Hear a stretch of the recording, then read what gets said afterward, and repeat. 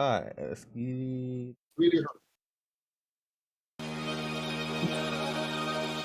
Yeah, it's Jacob's time now. Yeah, right. Get it? Yeah. I was at work when I wrote this. I got my mind on the kingdom. I gotta stay focused. We gotta give them the hope of Mashiach, cause I know they feeling so hopeless. Babylon about to pass away, so now I'ma give them they roses. The revelation won't be televised. You see the roar burning in my eyes. The word of Abba got me energized. Most of my people, they still hypnotized. I feel like Elijah, go and pick a side. 400 years we've been compromised. Telling the truth to get you out the lies. Like with the world, he won't let it slide. He won't let it slide, no. He won't let it slide no more. His people not done away with. No. We was coming back to him like a yo-yo. We Israel on the inside and out, so let your soul glow. Rise up, Israel, get your eyes up. You gotta be chosen for this walk, you just can't sign up. Oppressors better own up, cause we knowin' that they time's up. This isn't a phase, only my Abba can make my mind up. Take us time, yeah, take us time, yeah, take us time. Renew your mind, yeah, renew your mind, yeah, renew your mind. Yeah, take us time, yeah, take us time, yeah, take us time, yeah. Take us time, yeah, renew your mind, yeah, stay on the grind, yeah. Was on the road when I wrote this. I'm on the road to the kingdom. I'm praying the lane will stay open. 2 hands on the wheel, hey. In the most high I be hoping. Yes, I rely on his wisdom. So I'm casting my burdens, I'm open. It's almost that time we gotta get through. I see how your time he tryna recruit. Step on the beast, his head I will bruise. Time to put cleats on all of my shoes. Time to go deep just like a masseuse. I got the keys, I read it in loot. Christ is inside when you in the truth. Kill my desire cause these are the fruits. He giving me drive, my body's a coupe. Yeah, we on the rise and we cannot lose. Yelling repent cause that's why I'm sent. We close to the end, what side would you choose? Dawn in my flesh like I got a rose in the hand. How can I fall off? He got my soul in his hand. Alright, bro, let me know when you're ready so I can get this link and start sharing it. I flooded already. You're on music right now. Oh, okay. So you on Trovo, right? No, I ain't Trovo. I had to re-log me in the Trovo. It took a while to get in. I'm on YouTube. Alright, so no Trovo today. I'm just double checking. Yeah, no Trovo. It's Jacob's time now.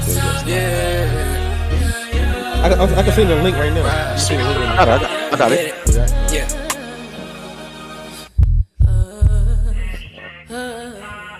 It's Jacob's time now.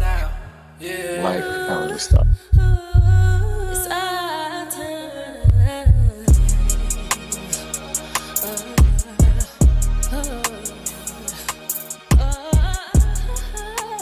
Spiritual replenish.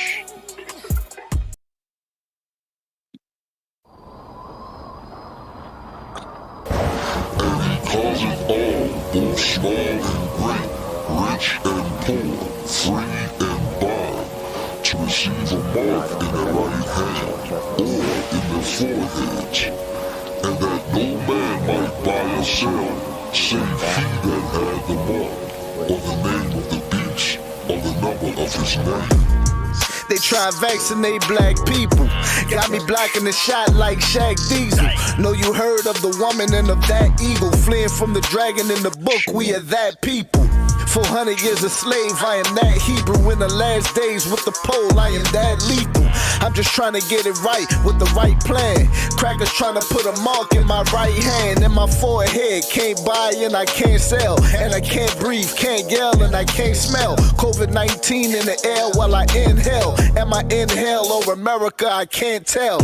Is it Babylon the Great or another game? Cause when you been here this long, it all look the same. We still made it to the end. Look how we took that pain after they took us from my land and took us from my name. Ashamed in the kitchen, breaking like Ben Simmons, but now I'm on repentance. Don't know how many chances Yahweh gon' give him before he get done with him. So I keep pole, that's Bible and gun with him. Middle finger to Joe and whoever that run with him. 400 plus years, it only been one victim, and so I keep the Hawks trade with the Nate with him. It's only 12 tribes and I'm at the gate with them. We still can't breathe, but the wickedest man can. The next time they see me on my knees, I'ma aim can. If Torah can't fix them, then I promise the flame can. Shooters all on the floor like the the Warriors game plan. Cause freedom Yeah, we not gotta- free we gotta and hit that charity one, not cheap. So I know how much they just- charging yeah, them the niggas only that's reason I'm like saying me. so I can No be closing. bargains for the ones at the bottom. We Yeah, all yeah. suffer. So I'm only looking out for my brothers. Chefs up. Cause it's a big difference between righteous and right. The brightness and the light, a massacre and a fight. I'm asking you with no mask on, I'ma come after you. They stole our blood covenant, crackers gotta be Draculas. Put us in them chains when they brought us over from Africa. We still in them chains from San Quentin to Attica. Still wearing their names, no wonder why they not mad at us. They divided the 12 mathematics, ain't adding up. Knee to the neck, a bullet to the chest. They got me in the locks for money, power, respect. They got the game locked, I'm wondering what's going next. And I'ma rep this to the death.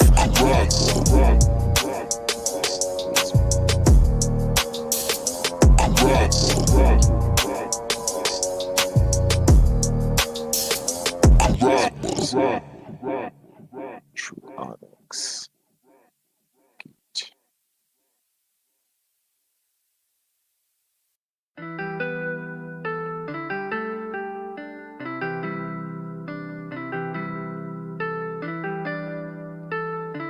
All right.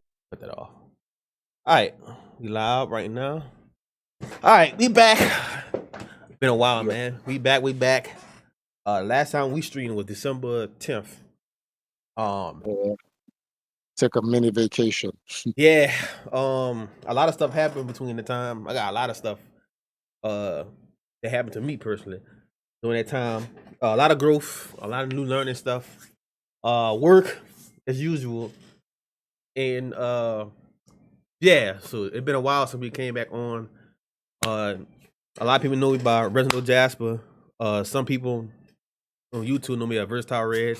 And then there are some people that know me by the Hebrew Israelite, you know, by Brother Yadai. But yeah, I'm back. We back. Gonna get this show back on started, started fresh. And yes, my co-host, what's up?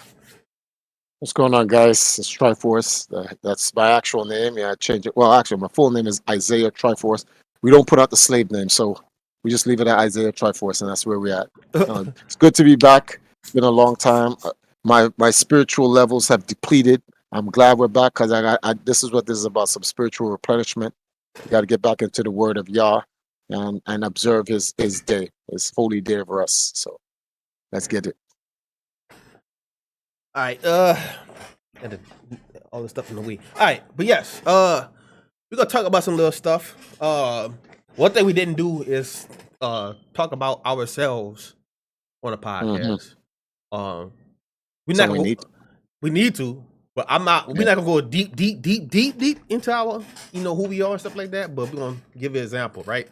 So the first question, that I have, just for the audience to understand us, where we from, give a little bit of our origin story. Then we're gonna have other questions about how we got into the truth, and then where we are now, and past, things that happened in the past, things that we went through that made us to who we are now. But me, the example, right? Now I live in New Orleans, Louisiana. I am not born here. And people are like, what you mean not born here? I live here my whole life. Probably to like my whole life, basically. I don't remember anything else outside of New Orleans or anything like that. But both of my parents in the military, was in the military. I was actually born in Tacoma, Washington. Not Washington, D.C., because some people will say, you were born in Washington, D.C.? No, I was born in Tacoma, Washington. My social security number is different from people in New Orleans. Let's put it like that. Now if I came from both military family, both parents. At this time, a lot of people don't understand. In the 70s and the 80s and the 90s, if both of your parents grew up poor, I ain't gonna say less unfortunate. So I ain't gonna say poor, but less unfortunate. Either two things you do: you go to school and hope that you could find your way into sports or find your way into some kind of career field. But most of the time, it's either military or it's manufacturing or working for factories and stuff like that. It's again like the 60s, 70s. That's when you have most of the factories and stuff like that. where I live at, everybody on the West Bank or everybody in the East Bank of New Orleans, they either work at Avondale Shipyard, who's literally they build ships. They closed it down in the 90s, maybe early 2000s, before I even moved to this side on the West Bank. I've been better now, but anyway, but yeah, it's either two ways. It's either two ways you could, I guess, live, either factory or military. So obviously, both of my parents are in the military. Um, this is why I'm kind of like militant. This is why I like in people in the video game where I like shooters, first person shooters, Call of Duty, Battlefield, Halo, Yeah, I know. because I naturally have a facet when it comes to a certain type of action, like again movies. I like war. What do you mean? But when you mean by work, I like war. I like to hear about war stories, like the origins of it, weapons. I don't know, it's just something like that. I'm into like fantasy worlds and stuff like that. Like this is why when I got older, I was never into stuff like that when I was younger, of course, because younger people never think about stuff like that. But when you get older, you try to like figure out who you are and where you come from. Most of the time, most people's existence is always come through war. Like they're trying to figure out where we come from. Like if you want to be truthful, slavery, a transatlantic slavery that came from war, perhaps. You can say that too because it's one nation trying to take over another nation, right? So when people try to figure out who they are, black folks, they always go to transatlantic slavery and the things that happened before and after to try to figure out who they are, right? So, yes, I born in Tacoma, Washington. Both my parents in the Navy, not Navy, Army base. They left maybe when I was 1 or 2 years old, but I have no idea about Tacoma, Washington. Maybe one day I'll go back there to try to see how it was. They was living on a military base, both of them. Oh wow. Yeah, and my mother's from New Orleans, so we moved to New Orleans. I assume my father didn't want to go to back to Arkansas because it's literally like a small town.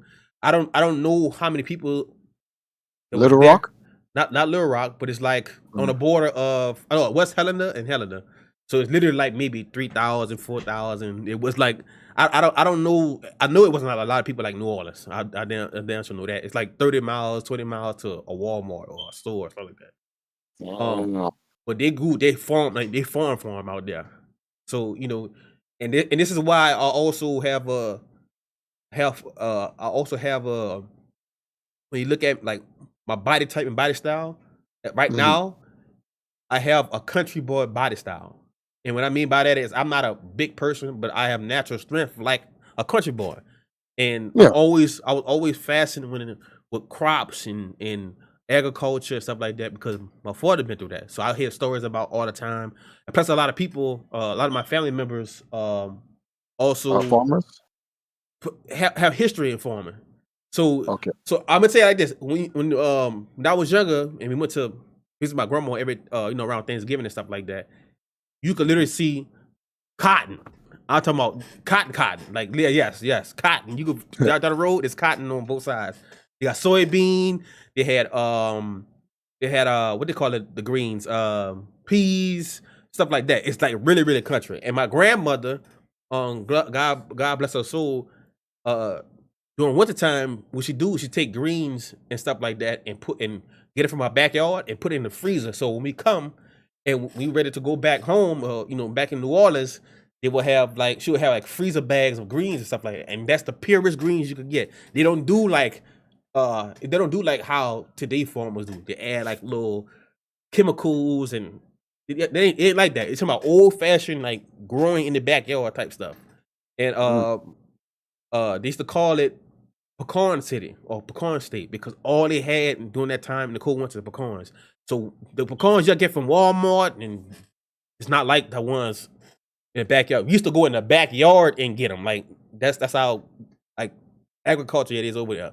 So when y'all look at me, I'm a country boy by heart because my father's from the country, and this is why when I got older, I try to learn like agriculture. I try to learn like how growing crops and stuff save them. And this is why I always say, you look at every movie when it comes to apocalypse, we always tend to go back to farming. the Yep. old way. We always go to bed the old way. Cause we lose all that technology. We have to go. We got to learn old ways again. So what I would like to learn is never learn growing. Never stop learning how to grow stuff. Even with time going on with this new technology, because technology is not safe. Technology is not. Not only is not Anything only is it man-made not is destruction. Put it like that. Wait, just say? well, I said it's not only just that, but y'all said that none of that matters. Genesis, we are going to till the soil Yep. till the last days. So all after we can create all these weapons, all these farm tools, the end days will have us tilling the soil. Mm-hmm. The natural way too, hard labor. Not yeah. My father, we had went to like a meeting for this new job site in at a plant, and I think they went to everything. It was a black he was a black safety man, and he was asking everybody, how long they been working in the career field, how long they been working in life. My daddy said he been working 48 years, 40 something years, but my daddy's like 54, 53. So he been working since he was like really hot, like I think he said like between 6 and 8, with a real job at 12. I'm talking about hard labor. He used to go in the morning, drive down the road, dark time, and get watermelon. He was getting all kind of fruits and stuff, and take it and put it on the truck. He's doing it all day, put on the truck. They were literally on farms. So if you look at I talk about people like Shannon Sharp, right? A lot of people know like Shannon Sharp. Shannon Sharp was raised on a farm. That's same kind. Wait, camera need to focus. Hold on. It's not focusing. Okay, but same way like how if y'all follow Shannon Sharp, he born on a farm. Same thing how my father is. He had to raise. He was getting cabbage, watermelon, all kind of stuff, and take it on the truck and put it on the truck. But they'll always give me the story where, he got in trouble for eating one of the watermelons. Cause like he'll take a knife, cut the end of it, and eat the middle out of it. And they come to find out you're not supposed to do that. But he said he's Why? because it's like I don't know if they was trying to sell a watermelon or that's their profit. That's how they make money, whatever. He ate the product basically. So he got in trouble and stuff like that, and he said it was well worth it because it was so good. It was worth the beating, or not gonna say beating, but worth the whooping, for doing that. But anyway, but yeah, when I try to when I get older. Well, I got older. I'm 30 now. I always try to. I'm about to say that 30. Just made 30. Matter of fact, the last time we streamed, the day after.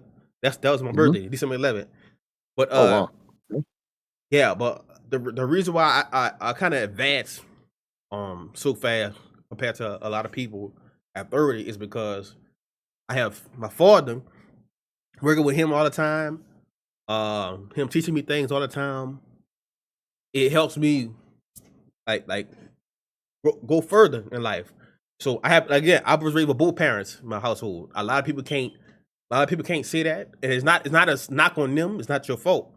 But when you have both parents, you can advance way further than you do with a single parent. And it's not a knock on people who only have their mothers or only have their fathers.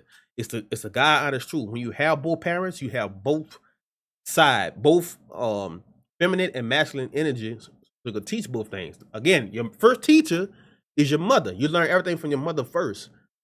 But when you get with the father, that's why you see with young boys, they get with their father when they get a little bit older, because you're not gonna be around around mother as much when you get older. You'll be around your father. Your father gonna tell you need to come outside, cut the grass, you need to go in the backyard and fix this board, or go in the backyard and fix that and fix this, whatever. But when a boy reaches a certain age, his father gonna take him out in the field. You're gonna learn how to change your oil. You're gonna learn how to fix a tire. You're gonna learn how to cut grass. I learned at a young age. I can say at 8 years old, I was cutting grass. 2001, I was cutting grass. So, until this day, I go help my father cut grass. To this day. And even though I'm not living with him, I'm on my own, I still go cut grass Sunday. So a lot of things that I learned when I was younger, a lot of things that I learned younger, I still hold to them as I'm 30 now. And I'm still continue holding to them until I reach whatever age, you know what I'm saying? Whatever the most high stop me from living. Now, Do you think what you'll pass that on to your kids? well, I have 2 girls, so I can't Oh yeah, you can't really. Okay. I can't Well, I you can teach I still could teach them. teach them, but it's just that's not something you would want to Right. pass on. You personally want to pass on to your daughters. Right. You want to pass something else on. Right. But what I want, because a lot of people need to understand that your daughter's gonna be married to another family. She will no longer carry your name as a man. But if you have a son, this is why I pray the Most High to have a son. The son will forever keep your name, or unless he do some weird shit like married to some other family and take their name. But Mhm. your son will always carry your origin as a man. Your son will always carry your origin and your principles from younger, because that's what a man do. A boy, you just like when we talk about Jacob and Esau, right? Mhm. The firstborn son always had the birthrights. So when I have my son, he'll have my birthrights. I'm gonna teach him everything. I still teach my daughter some things too. I'm not saying I can't, but I can't teach them how to be a man or how to lead a household. They could learn how to lead a household because they might not be married at the time, or they might not, they live on their own and stuff. But And there's a shortage of men on the planet, so Right. that's another problem. right, but I'm showing my daughters how to basically be self-sufficient but not independent, to where they'll be like, I don't need a man for me. A woman The need a man. the word is called interdependent. Right. You're not supposed to be dependent, and you're not supposed to be independent. You're supposed to be interdependent, Right. meaning you can sustain for yourself, but you do depend on your husband. Right. So There's nothing wrong with a woman being interdependent, but when a woman starts talking about I don't need no man, well, okay, that's fine. But any man who talks about I don't need no woman, you never that hear is that. no man. You bet. That you is bet. no, well, I first never of heard all, a man that's say not that. a Yeah. that's not a man. Yeah. Any male that says that isn't a man. A man needs a woman. That's just fact. A man needs a woman. To me personally, I never heard a man say I don't need a woman. I never I've heard heard that. I've heard some beta zeta trader whatever I've heard some wild shit, especially in these Babylonian times. I've heard some wild shit from dudes. I don't need a girl. Okay. Yeah. But yeah. So here's what changed in the past couple weeks, right? Now my daughters stay with me now. I used to get my daughters on Fridays, Saturdays, Sundays, on weekends, but they stay with me now. They go by their mother sometimes too, so it's not like it's a do or die situation. They're still with me, but most of the time, most of the time they here. I have no problem with them being here. To me, it don't change. It don't feel no different. You just hear more today. They're not bad kids at all. So it's not like I don't feel some type of way of like this is a new experience, or this is. It feel like the same way they feel like when they come here on weekends, the same way they feel like through the day. So it just more. They just hear more times, and I kind of watch what I say and do now more. That's a change, but I never felt like it's like life's changing. I don't know. It just feels the same exact way. They hit us more. Not what I do know they change. You have to spend more on money for food because my kids are 10 and 8, and they gotta eat, bro. That's food, B. Let me get a 18 pack of box. They got the boxes of chips. Yeah, They come like 18. That shit going in 4 hours. I witnessed it. Two XL pizzas. Listen to Trap Boy. 2 XL pizzas. I had 2 slices. Hour and a half, 2 hours later, gone. The whole box. 2 XL. We're not talking about large XLs. Gone in 2 hours. That's changed. That changed. So now when I see, look, this thing. I know this a little bit more though. I have to sacrifice. I had to sacrifice some things for they could have. So it's not like a big thing. It's like, well, I can't buy chips and candy from the store like that anymore. And what I mean by that is, I could just go snack. I just go buy snacks. Now I gotta go get an 18 pack of 18 pack of this, or a pack of honey buns, or a pack of juice. I can't just like I normally get on like weekends. Yeah. Buy it one Yep. time, 2 times. You gotta buy it in a bundle now. I noticed that big difference. And that hits your pockets. Well, that effect is actually better because I actually calculated it's spend you when you had your kids. When you buy in bulk, right? when it's you buy cheaper. in bulk, you save. Yeah. Yeah. So I used to spend maybe $50 to $100 on snacks on just from Friday, Saturday, Sunday. I cut that literally in half, 50 to 55, and it lasts a little bit longer, not that's much longer, but anyway. Yeah. And then like me having my kids every day, you notice the difference between the two. So I could, again, I have a militant mindset a lot of times. So I could, when I talk to my oldest daughter, I'm not talking to them crazy or anything like that, but I kind of like men don't have as much patience when it comes to kids. So you like, if you say something, you mean it, right? You want to stop it in and there. Women will say it 3 or 4, 5, 6 times, and then the kids finally get it. Me, I'm like 1 or 2 times, like first time, like chill out. Yeah, Second time, yeah. chill out. Like I'm not playing with you. Like you don't get a whooping. Like, but it's not. I'm just giving an example. I don't have them conversations with my kids yet, but I notice a lot of things that they do with their mother. Mhm. They ain't They doing don't it with do me. it. Yeah, they don't do it with me. No. It's not, and I don't even gotta say nothing. I just give them a look, and they'll be like, "Okay, I'm a chill. I'll back off. I'm chilling like that." But that's the patience. Like I have zero tolerance of things. Buffoonery. Yeah, I can't tolerate that because I feel like if I gotta stop my day or stop what I gotta doing just to focus on you, I don't like that. And what I mean by that, I'm not saying in a bad way. I mean like I know exactly what you have things to do. As a Right. provider, you don't have time for the foolishness. Right. You just don't have the time. Right. You're providing. When Right. you're providing, you don't have time. Right. And it's that thing, right? And this is the same way I deal with how I deal with women, right? When I deal with women, I'm like, if like Shannon Sharp say, I every time you hear me quote Shannon Sharp a lot of time because some of the things I don't agree with everything Shannon Sharp do, but some things I understand because how he father, his grandfather and his grandmother raised him the way it's. Because again, they from the farm, they from the country. Country boys are raised different from the city dudes. So I understand. He was like, if I gotta come to work and I'm thinking about you and my problems at home, if I gotta come to work and I'm thinking about problems at home, I don't need it in my life. No, who does?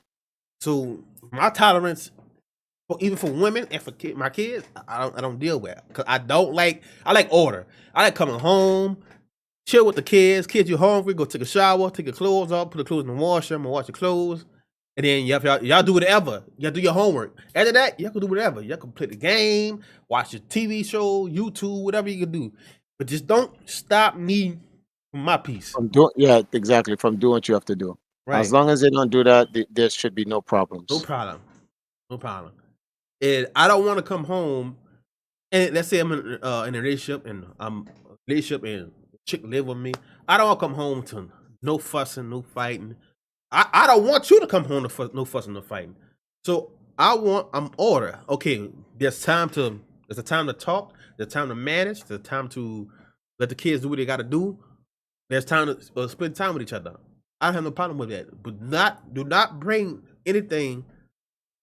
Do not bring anything from the world into my household.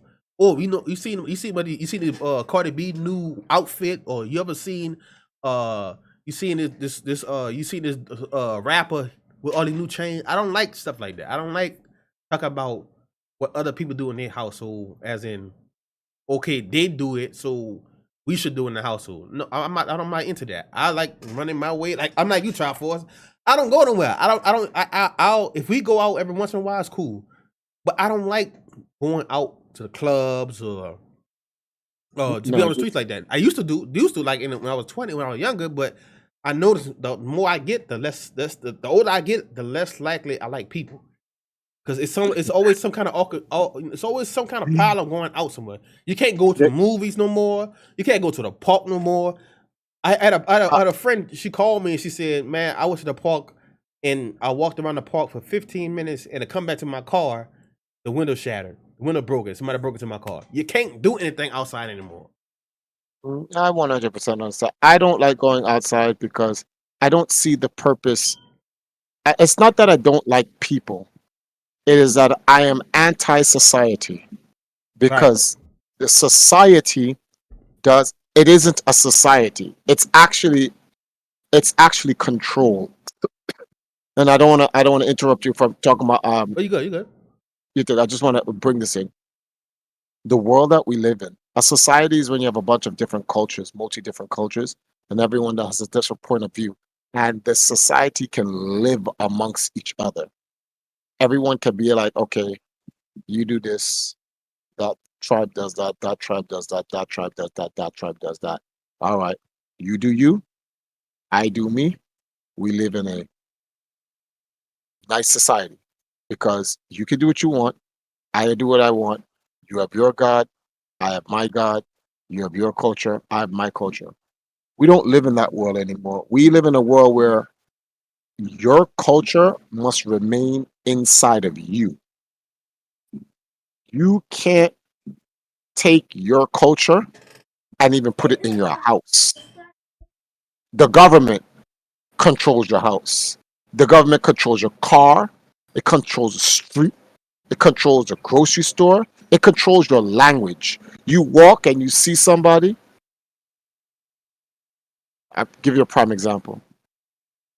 You walking, excuse me, sir, do you have the time? Are you assuming my gender? What do you mean? You look like a guy. Well, I'm not a guy.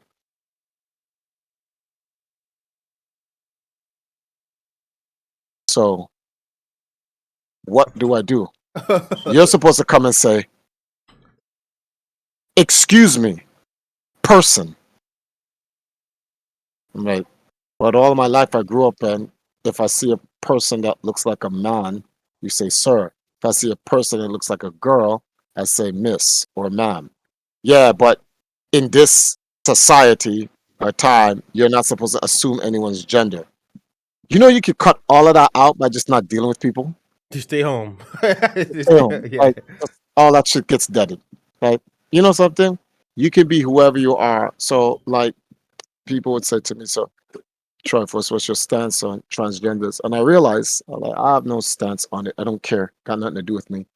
If I meet a person and the person looks like a guy to me, I'm gonna call them a him or a he.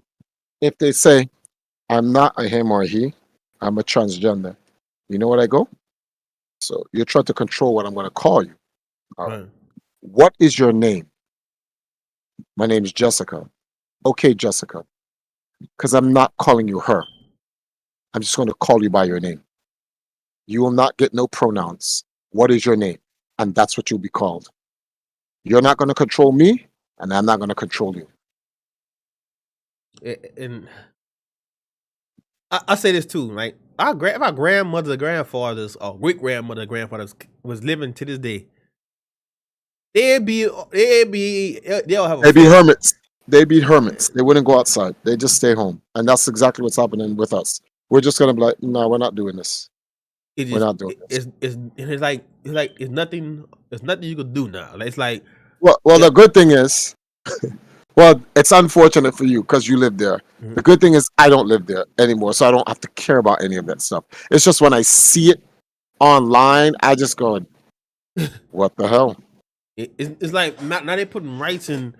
They're doing certain pathways for them to go do whatever they want, and it's like if you say anything about it, your finger is being pointed, and they're gonna make you I, the problem, and you not I even though you say, well, I don't agree with it. You can say I don't agree with it, and this is not my way. They will no. If you say you don't agree, you're a hater and a right. racist because you had a difference of an opinion. Did you see? There was a YouTube short with Donald Trump. I didn't know this happened. I thought this was eventually going to happen, but I didn't know it has already happened. The teaching the Bible has been removed from schools. Yeah. Oh, hey, there's another thing that just happened recently where they will not teach African American studies. I don't know if it's California or Georgia, but you can look this up. It recently happened, like maybe 2 or 3 weeks ago. They're gonna stop teaching African American studies because they figured it's not culturally appropriate, and whatever that means, Whatever that means. it is not culturally appropriate for because if you look at African American studies, it's the opposite of teaching what they teach us in school when it comes to American studies or because if you look at the basis, all African American studies is teaching about what white folks did to us compared to United States. They don't teach American studies. They don't ever teach you that. They teach you. Yeah, well, then it's actually appropriate to call it African American studies because that is the history of African Americans. They don't teach African social studies, which is not in America. It's Right. Pan-African, global. But to be honest with you, it's not needed. Go on YouTube. Go on the internet. Forget YouTube because YouTube lies too. So we could just, anyone who wants to learn, we live in an age, if you really want to know the truth, man, you don't have to go to school. Not anymore. Not anymore. Yeah, I've learned so much online than I ever will in school. My children are going to be homeschooled. I'm never putting them in an actual school. I put them in school, I'm going to prison. Matter of fact, there was a thing was saying if you look at schools, why schools look like prisons? Everything's on time schedule because they are they're an actual institution. The institutions are built like prisons. So yeah. It's everything is constricted. You could do this. You have like a what is it 23/7 or something like that. Where it's like you have 1 hour to yourself a day. You want to know what's like? You want to know what's really like a prison? It's an educational and vocational institution that's really like a prison. And I went there, and I know this for a fact. Right? 1 second. You got to be kidding me. That's crazy. That's actually crazy. 1 second. I'm sorry. 2 mosquitoes back to back at each other, just sitting on the bed, right next to each other. I had to clap both of them. Sometimes I wonder about these mosquitoes because they look bigger and bigger, and I wonder if this is Bill Gates sending out these, the genetically modified mosquitoes, where they're going to start putting the new diseases that they're bioweapons and put them in the mosquitoes and then send them to the African countries to come kill us. Let's not get into that though. But anyway, what was the last thing I said before I got distracted by the damn mosquitoes? Institutions. Oh, the institute. Okay, yeah. So the institutions. I went to Job Corps. Oh yeah, I know that. Yeah, I know that. Okay. Job Corps is built literally like a prison. Literally like a prison. It is literally a prison. You get up, you go to the areas where you're supposed to work. Everybody goes to a big area where you go eat. Everybody gets to go out to the yard for rec time. And then once they go, they literally ring the bell. Bling, bling, bling, bling, bling. Everybody get to your dorm room. Get to your dorm room. If I catch you outside of your dorm room, you're going to be written up and blah, blah, blah. So, like, you can't be caught out in the hallways or nothing. You have to go in the room, lock your door and whatever. Shit is literal prison. And people can't tell me otherwise. I grew up in Job Corps, so I went there. So I already know. I'm like, no, it's actual prison. Yeah. It's just prison for a younger set of people. It's just, I was like, nah, I got to get out of here. This is nuts. And I just realized that the first world is actually crazy. It is Looney Tunes. It is outsane. There's no sanity in it. They're definitely not insane. They're literally out of their minds. I'm sorry, continue. I just digressed. Yeah, it just it's hard to we tell you what I learned too, like just from kids, right? I knew about Starbucks well before my kids, right? So I never teach my daughters anything about Starbucks or going to Starbucks or anything like that. So one day my kids came, they were like, that they could take a Starbucks. Like, where you learn about Starbucks from? Where you get that from?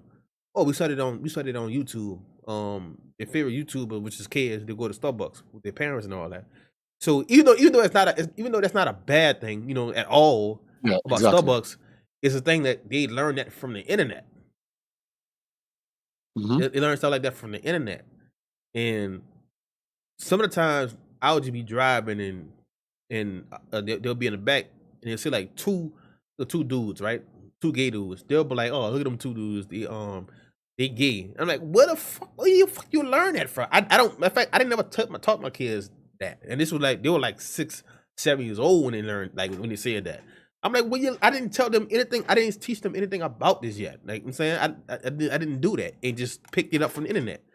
So a lot of times, and that tells you that they learn more from interacting with other kids and stuff like that, and being around others than you. Yeah, in the early life, from 1 or 2 to 3, whatever, they be around you like most of the time. But once they hit 4, 5, that's when they start going to pre-K, kindergarten, and stuff like that. They learn from other kids, and you can see how like the pressures and the peer pressure. Let's say again, I've been in Light Truth since 2014. My youngest daughter born in 2014. My oldest daughter born in 2012.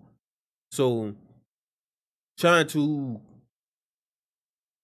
it feel like they've been already indoctrinated into doing the same thing that kids do. Even schools force that to be like, well, we gotta take winter pictures or Christmas pictures or stuff like that. And I'm like, no, we're not taking care of that. No, I'm not giving you $10 for that. We'll participate in other stuff like Jean Day, where you gotta pay $1 to wear your jeans to school and stuff like that.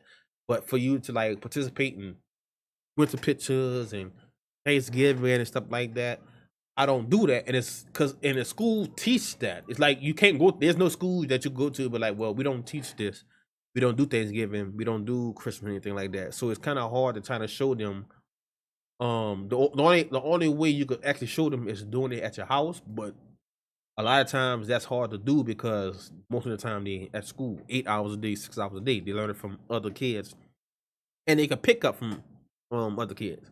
So I tell people I have arguments on all the time on Facebook of people trying to say, well, what my child do or what my family do doesn't affect your family, and I'd be like, yes, it do, because your kids at the school all the time. If your child is around drugs and alcohol all the time, 9 times out of 10 they're gonna be a drugs and alcohol, a drug user or Yeah, addict. 9 no, times out of 10. that's what's going to happen. That is exactly what's going to happen. That's why you have to be careful who you let your children be around. Right. And it's hard because Mhm. and it's another thing too. Like you were just saying about America is like there's so many different cultures into one. So it's kind of hard. Back then it's like you can have your culture. It's not gonna affect ours. It's not gonna affect my culture because our household is so strong with our culture. You're not gonna follow or do what everybody else do. Now today's culture is everybody else's culture. It's like give example. We see like back then when we was younger, we never seen black women getting injections or lips and body alters. You didn't see men get tummy tucks and stuff like that. It was never like that. It was always white European centric people that do that to look like black folks or to have shapes. Now you see all our women doing that, and we're like, where we learned that from? And they had like some dude was talking online. He was saying that you see a lot of black women do that today. They got that from Kim Kardashian family. Or how Lil Kim used to look back then, and she learned about plastic surgery. She learned that from the European. Lil Kim, and everybody keeps saying Lil Kim was a beautiful woman. Now she's she look like a doll. Like it's like so much plastic. But we learn, and the problem is we have so many cultures, and we want to be so much alike. To our black folks, we want to be so much alike everybody that we lose our culture. Yep. Look at the Gritty, right? The Gritty. We'll say Ja Morant in the NBA was one of the first dudes to hit the Gritty. Matter of fact, I'll argue that a lot of people don't know the what? the Gritty. You know what the Gritty is? No. Well, if you look at John Morant, he does a dance move all the time when he make a back, when he make a shot or whatever. It's like a dance move he Yeah. do. Kind of like how Fortnite have all those certain them dances, Oh, okay. Yeah, yeah, yeah. and it's still all those dances from black folks. Now you see white kids and Asian kids do the dances. And then they call it's their culture. They Right. did it. You're like, what? Right. It's like, no, prime example, twerking. Oh yeah. When our women do it, there's like, look at these baboons. They have no respect for themselves and blah blah blah. But a white girl does a twerk. Oh my goodness, she's so hot and blah. It's anyway. I'm gonna go into something else. If I'm gonna let you go. Yeah. Go on. But Yeah. I'll just give you an example of how 2014. 2014 when I came into the Israelite truth and a transition and how it's hard to go from what you learn your whole life. Because at I think in 2014 I'll be in 1920, I believe. I might be wrong about that. 2020, I was in my early 20s. And when I learned to come to the truth, and I learned that a lot of certain shit that's going on, we not supposed to do as black folks. Is that fact? A lot of shit that we do nowadays is not in our nature. We didn't learn any of that until we been with multiple different groups. And now, back then we was living amongst different type of people, but it was never to where it's like, well, we wanted to do the same thing as them.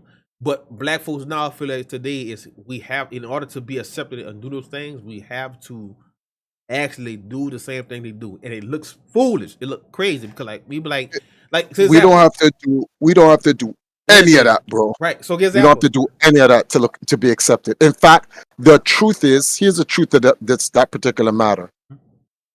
Other cultures want to be like us, so they're literally they're trading cultures. right. They're getting us to accept their cultures, and then they take our culture in return, Right. So and we fall for it all the time. now I don't know if you've seen this, but it's like a survey. It's like a dude. I think I saw a comedian do this, but he was naming things that usually happen. That, like, this example, there's a like 2 months ago, maybe last year, it was like son killed mother, son shot mother because mother didn't want to buy him a certain toy or a certain a VR headset, and so he killed his mother because he was pissed off. And- That's crazy. And look, and we can't find out. Mhm. And they asked him, "Is this who is it, white or black?"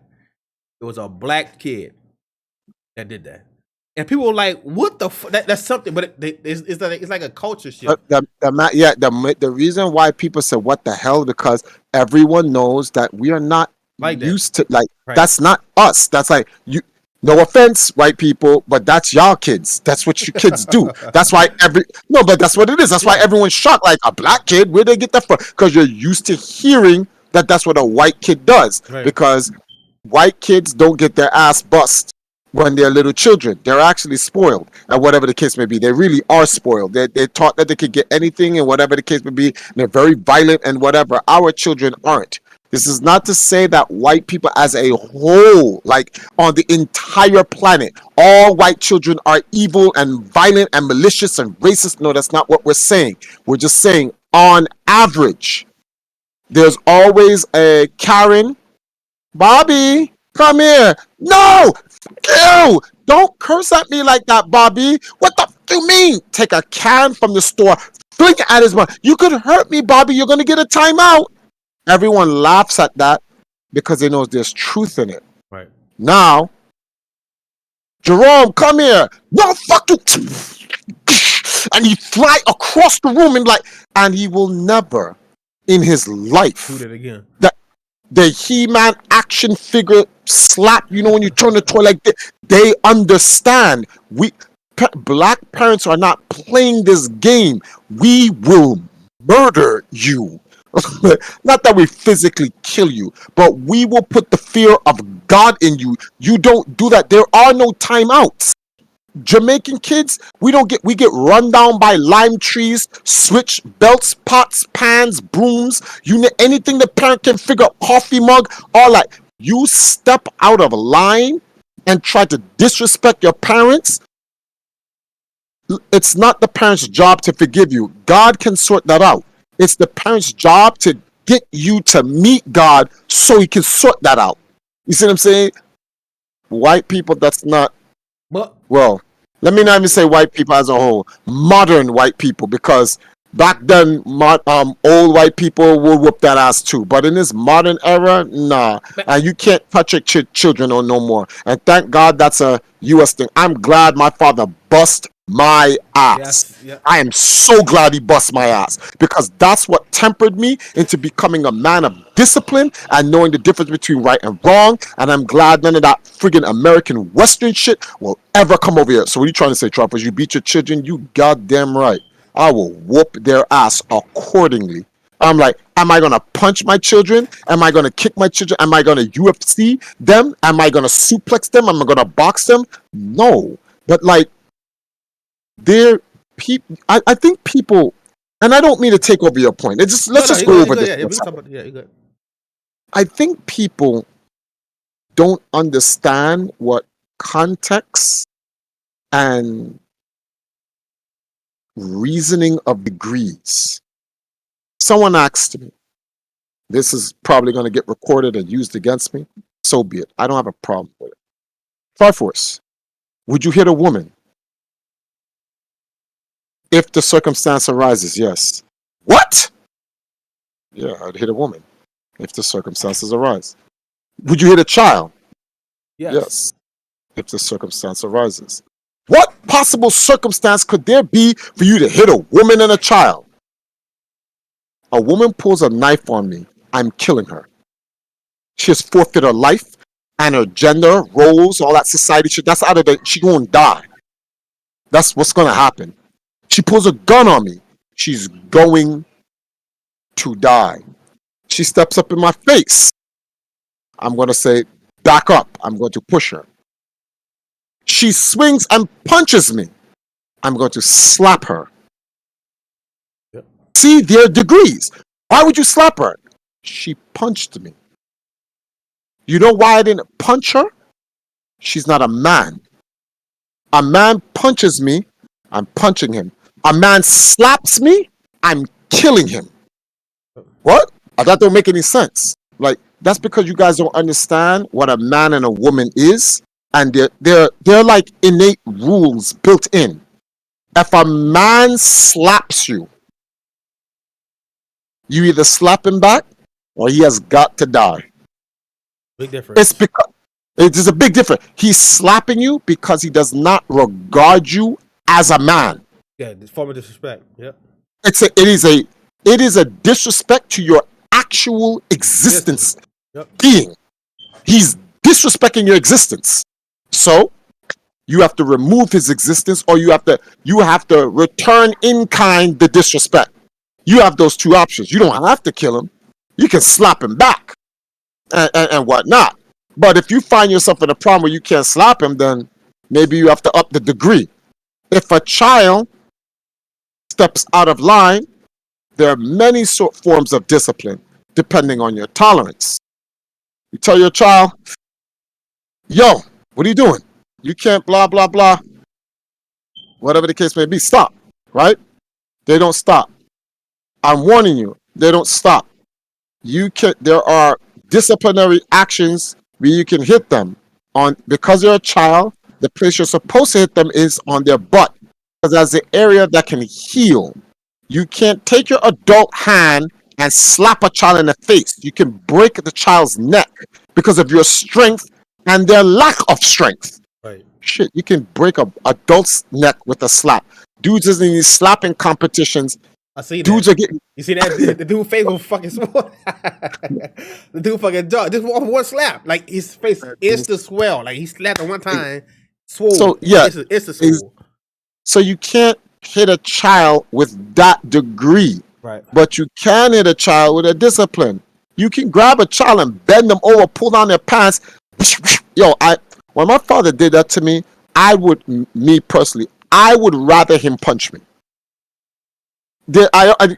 God made your ass to get hit with an excruciating amount of pain that won't kill you.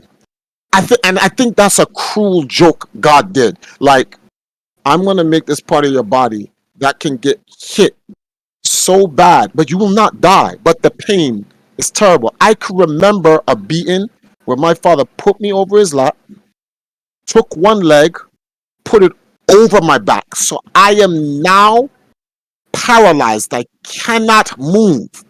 I can only squirm, but I can't do nothing. I cannot defend my ass. And it's a constant. And I'm like, kill me. I want to die. I can't stand this pain. The pain won't kill you, but you have to deal with it. And I'm like, I'd rather die. At least if I die, the pain will end. Then the cruel joke God made is, after the ass whipping, you can't sleep on your back, you can't sit down, walking is a problem. So this is lingering ass pain on top of it. Like, you sit there and you ask yourself a question, God, did you do this on purpose? Yes. That is why God says in the Bible, do not spoil the rod against your child. The child is supposed to get it. And worse, the hand, when your parents decide to get the belt, the switch, or the rod, that's even worse. So after a couple of ass whoopings, which is why they call it ass whoopings, or Jamaica we call bust ass, right? And actually in the Caribbean it's called bust. I'm a bust your ass. It means busting your ass open. You can beat your child until their actual flesh on their ass explodes. And you know what the funny part about it? It heals. Oh. Your ass actually will heal. The flesh will actually repair back. So the ass was made to be bust, right? And guess what? After a few ass whoopings as a child, you will be checked. You will always remember the pain and you'll be like, no, sir, I am not about that life. So, see, children get disciplined. And the same thing with women. If a woman steps out of line, she's to be disciplined. You can shake your woman. You can body slam her on the bed. You can restrain her. You can slap her. Now, I'm not on some Mike Tyson weaving and bobbing uppercut counter cross. We're not doing that. This is a woman. Like, what the hell is you doing? But this notion, under no circumstances are you supposed to touch a woman, I'm Old Testament. Here's another thing, right? I seen a picture on a video. I don't know. I think it was at an airport, right? So it was a black dude and a white woman. Yeah, black dude and a white woman. So he had people around him. Matter of fact, he worked for the airport. So the woman, the white woman, was slapping him, punching her, and dude was like, back up, bro. Like he got hit a couple times, and he was like, back up, bro. If you don't back up, and everybody, like he. Well, here's a question. Here's my question. So the woman swung on him, right, with a fist, punched him and slapped him multiple times, like 4 or 5 times before. This man's a man of great tolerance. Okay, so tell me, what ass whooping did she get? Because after the first couple of punches and slaps that she got away with, she's supposed to be dog food. Well, here's the thing, right? So us men, we could take 4 or 5 licks. We could take pain, like for women though. Being punched from a man is different. A man punch you one time, he going off of action. He's not gonna wait till you hit him 3 or 4 or 5 times to hit him. No, it's a woman. No, because a woman. So you try to discipline yourself to the. It's I just find that funny. It's because you're a woman.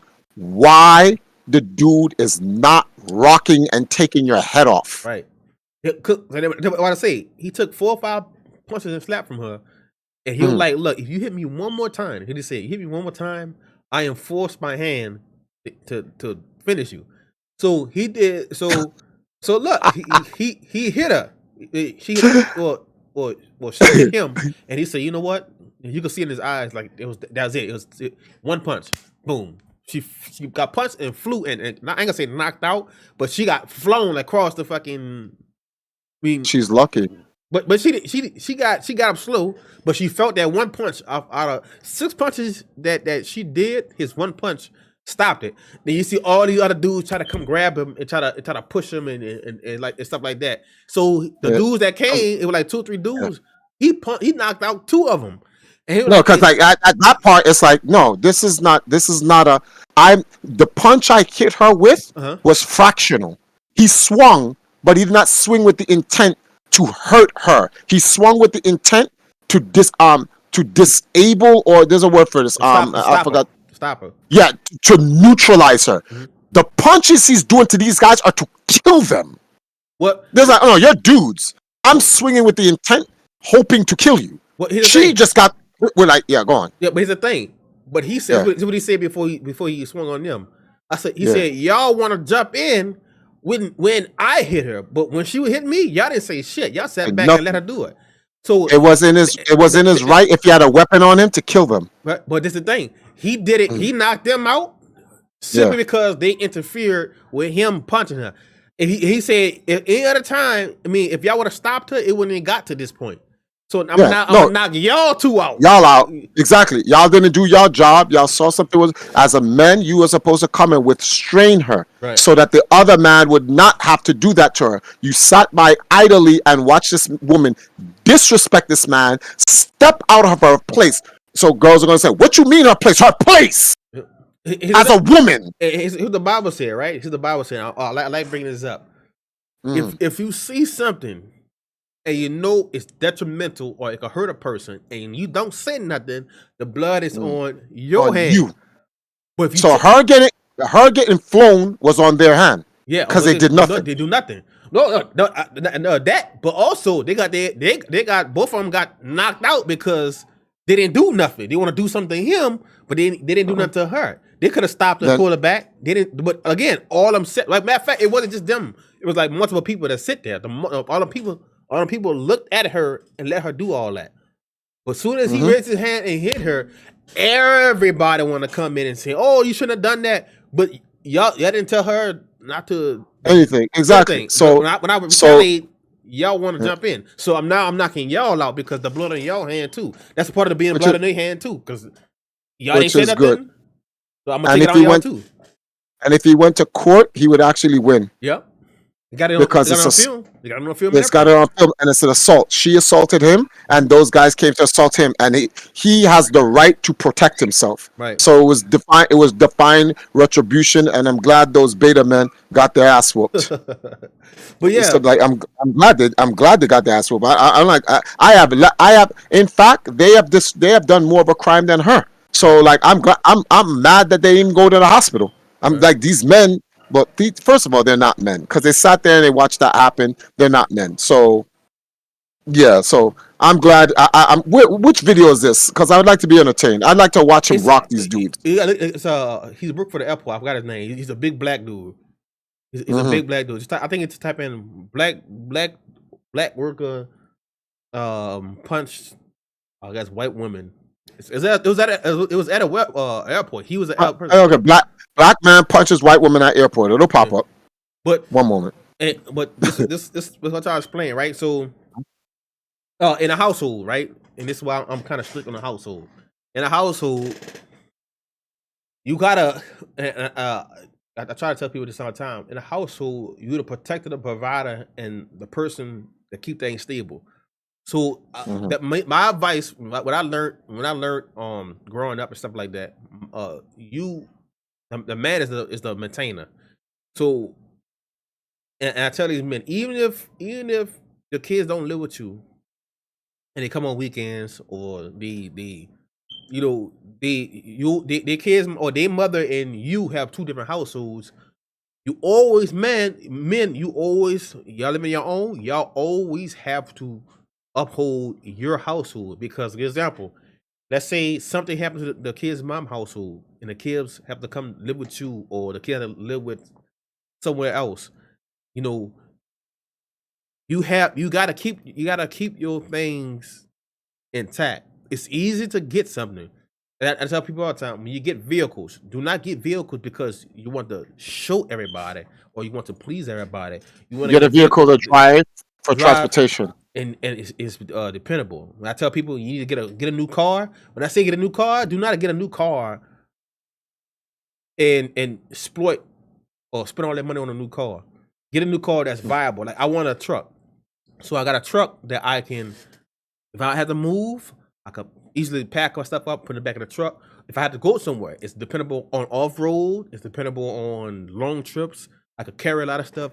I buy my vehicles different from how people buy vehicles. I buy stuff different from how other people buy stuff.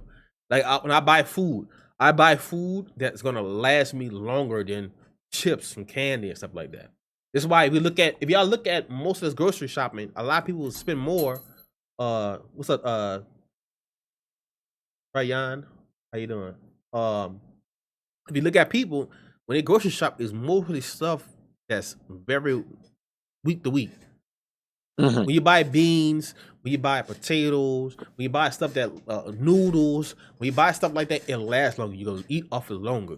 Rice, tend to get Yes. more stuff like that longer, that lasts longer. Do not get stuff that's tedious or food. What we say is food product, not food, but a food Yeah, product. food product, exactly. There's a big difference. Yeah, we buy more food products than we do food. So Food. And then we wonder why we're getting colon cancer and all types of other shit. right. Our body's not made to even eat any of that garbage to begin with. So in the household, men in the household, make sure you keep your bills up. Make sure you do every single thing you could to keep the household, because you never know who might need you. You never know who might need to sleep over. You never know who. If example, if you have everything going on in your household stable, you got stuff that's going on with your your household where to like, okay, I'm good. If something happened, I am good to do this. There's nothing wrong with choosing your household over everybody else. There's nothing wrong. Like, I need to take care of what I have to take out first before I help everybody else. As long as you have your own household is stable, your rent or your mortgage paid or whatever, do your household first. I'm telling you, do your household first. But also build your household to where if anybody else outside your immediate family need to come over or need to get out of a situation, have your household open to that. Be more dependable. So when they got cookouts or family reunions, it's mostly men that's cooking in a family reunion than women. That women might do some, they might do something like that, but anytime somebody barbecuing or whatever, it's always men. So it's always a structure that we gotta follow. Nobody won't follow structure every day. And then I have a problem with a lot of kids have been raised because there's no fathers in there. The structure. It could be either where it could be a matter of the one the mother and the father broken up, or the father not around as much, or it could be the woman that want the kids around the father anymore. It could be multiple things. But just know, women, when the father's not around and it's on your doing, or it's something that you telling the kids that's not true, that's destroying them. And I hear a lot of women say, well, I'm protecting my kids from inconsistent fathers. I'd rather a father be inconsistent than to be non-existent. You can't protect a child. You can't protect a child emotionally. You can't protect a child emotionally. The child gonna feel however they feel. Even you can tell them all the good things. It's like if I call a woman after she get done pregnant, she's beautiful. She look beautiful. I can say that a million times. I can't even show her, but deep down inside, she's not beautiful because she don't feel beautiful because the pregnancy, or she got stretch marks. Or it don't matter what you tell a woman. If she don't feel that way, she's not gonna accept what you're saying. So, fellas, when you take care of a household, you have to have the best judgment. Everything falls upon you. If the house fail, it's because of you. Yeah. Because you are the authority, you are the leadership. You're only as strong as the leadership in your household. If there's no leadership, the household could be falling, could be broken. Okay, yep. It's like war. The war. When we have war, what do these people, like example? You have two different cultures at war, right? What do these cultures do? Look what, like, white folks and black folks at war right now. What do? They're trying to destroy the leadership. They're going after men first. That's why you see more black men is in homosexual films. You see more black men in prison. You see more black men. I find it so funny that when it comes to homosexuality in commercial, Black men. I want to show you the contradiction. You ever take a look at a pride parade? Yeah, Look at I seen on the New York. There's always New York when I So- see. when you go to the pride parade and you look at New York. I'm not saying there aren't black people or a pride parade in Miami or whatever, but there are more white people in the pride parade than Right. anything, any other culture outside of the Asians, outside of, because the gay people are they're multi-ethnic, so it's Right. not one in particular, but the majority of them that you see in real time in real life Hmm. are white. But commercially, in movies, commercials, and any other forms of medium, they're black. Black. And there's a reason why. Because these commercialized platforms want you to believe that this is a natural culture in black people, and it's not. Right. Maybe in America, and that's far stretching. Get out of America and see what happens with homosexuality. I'm like, you'll be in a world of I wouldn't say world of shit, but you'll be shocked to see how it's not accepted anywhere else out in the world. Right. That shit's not accepted. I'm telling you right now, even though Jamaica has calmed down on homosexuality, Jamaicans used to kill homosexual people in the street. Now they tolerate them walking. What do you mean tolerate? They tolerate them. Don't get out of hand. Mhm. And I'm like, it's being tolerated. Like, there's progress here.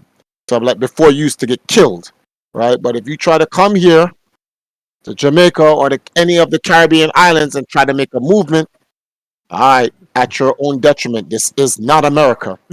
Go like the people when they World Cup at Dubai or wherever it was, Yeah, it's Qatar. Yeah. And everyone's like, "Oh, this humanitarian crisis," and the government of Qatar is like, "And what you gonna do?" Oh, See, as you hear that story, nothing happened after that. As you heard the story, nothing. They the can't do reason shit. why They the can't do reason nothing. why the reason why nothing can happen and nothing will happen. One, the mainstream media is portraying something that is not true.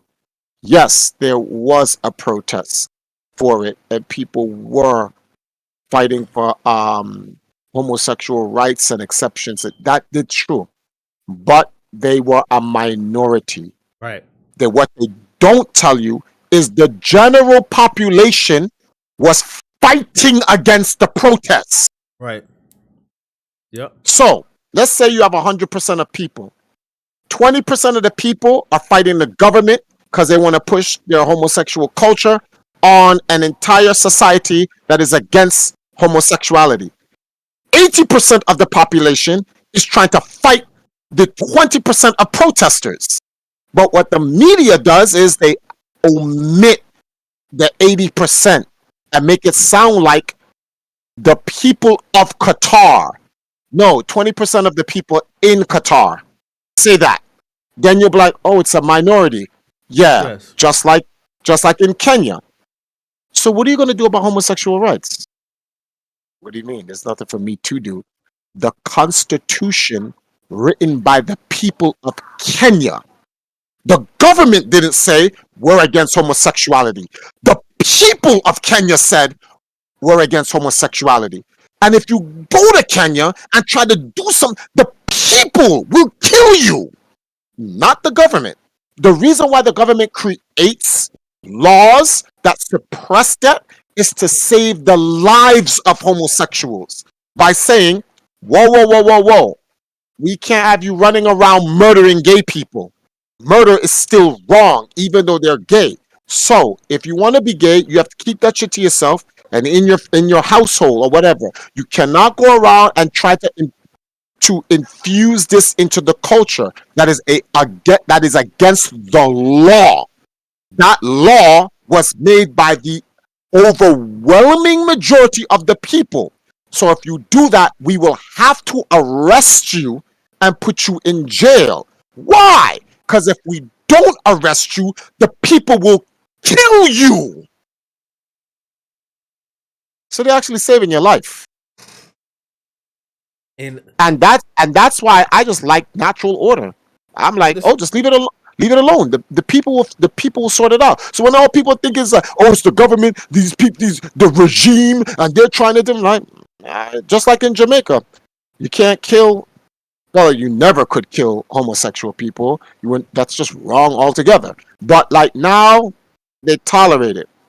But try to make that more than what it is, and it's gonna be a problem. Because they will kill you, and the culture will the people will just go next. And it's with that lifestyle too. With that lifestyle, it's with that That life, lifestyle, it's that nothing life, happy about that person. The person can put all. It's nothing happy. Me like it's all me. fake. But me being a straight man is still. I'm still not happy. Like I'm still not happy with shit that's going on in my life. But if a gay person, it's not a happy life. You could say y'all could put a painted picture, whatever. A straight man life is not good because it's other shit. But y'all like gays, they don't have a happy life. I never met or heard a gay person say I'm happy or look happy. It's something with their lifestyle that doesn't click well with them. Like no matter how much. Matter of fact, a lot of times, a lot of them are not right mentally with themselves because they want to be something that they're not. Like I'm saying it like this because a lot of them be like, they want to be with another man, but that's not the natural order. Is man and a woman. So they try to fight. They kind of fight with themselves about who they want to be, and a person made a Facebook post about dating outside your race and what is the problems and what is the problems and stuff like that that comes from that. If is a black man and a white woman have a child, a white woman and a white woman and a black man have a child, or a black woman with a white man have a child, that child is mentally, and you can look this up too, is mentally unstable. You know why? Because they have identity crisis. I know two people that I talked to about that. It is saying, well, I'm accepted on my black family side, but my white side, they don't like me. And I'm like, why? Why you don't like it? You say, because what my mother and father did. My mother and father was two different races. And they didn't like my white side didn't like my white side didn't like the son or the cousin or whatever dating a black woman or vice versa. So it's like two cultures is not supposed to be together. It's it's a natural order of two cultures should not be together because it's two different practices, two different mindsets, two Disciplines, all types of stuff. Eating habits is very different. Mm-hmm. Eating habits, like example, right? Example, pork. Now, I dare people to find us cultures before Europeans got hold of us in the transatlantic slavery, where Negroes, African Americans ate pork before slavery. Pork was not the reason why pork. First of all, where we live, there were no pork. Right. So that's number one. There were no pork. So that's not a part of our diet. It's like, okay, in Jamaica, right? I pass by areas that have pig farms. Oh my God. I'm sorry, pork eaters. I don't know how y'all deal with it, but like that shit stinks. Like, I do not understand how, in what reality could you guys eat something that you know smells like that living? That is crazy. I could never do it. I mean, I never will. If you look at countries that eat the most pork, it's India and it's Europe. Now the reason why it's India, because India naturally is a poor country. If you look at it's the number one in pollution. It's number one in world pollution. World pollution, it comes from India. If you look at the Indian Ocean, go look at how much trash and go look how many animals are being affected in the Indian Indian Ocean. Mm-hmm. Number two is Europe, because Europe is restricted from vegetation. There's low vegetation in Europe, so everything in Europe has to be imported. It's meat, yeah, or imported, or it's mainly meat. Right. Look at UK. The UK. I think 95% of the food is imported. This is why. Look at another thing too is, but say how cultureless, and what I mean by this, I mean this in how I'm saying it. In the UK and Europe, if you ask a Jamaican songwriter or Jamaican music, the number one fan base is UK and Europe. You know why? Mm-hmm. A lot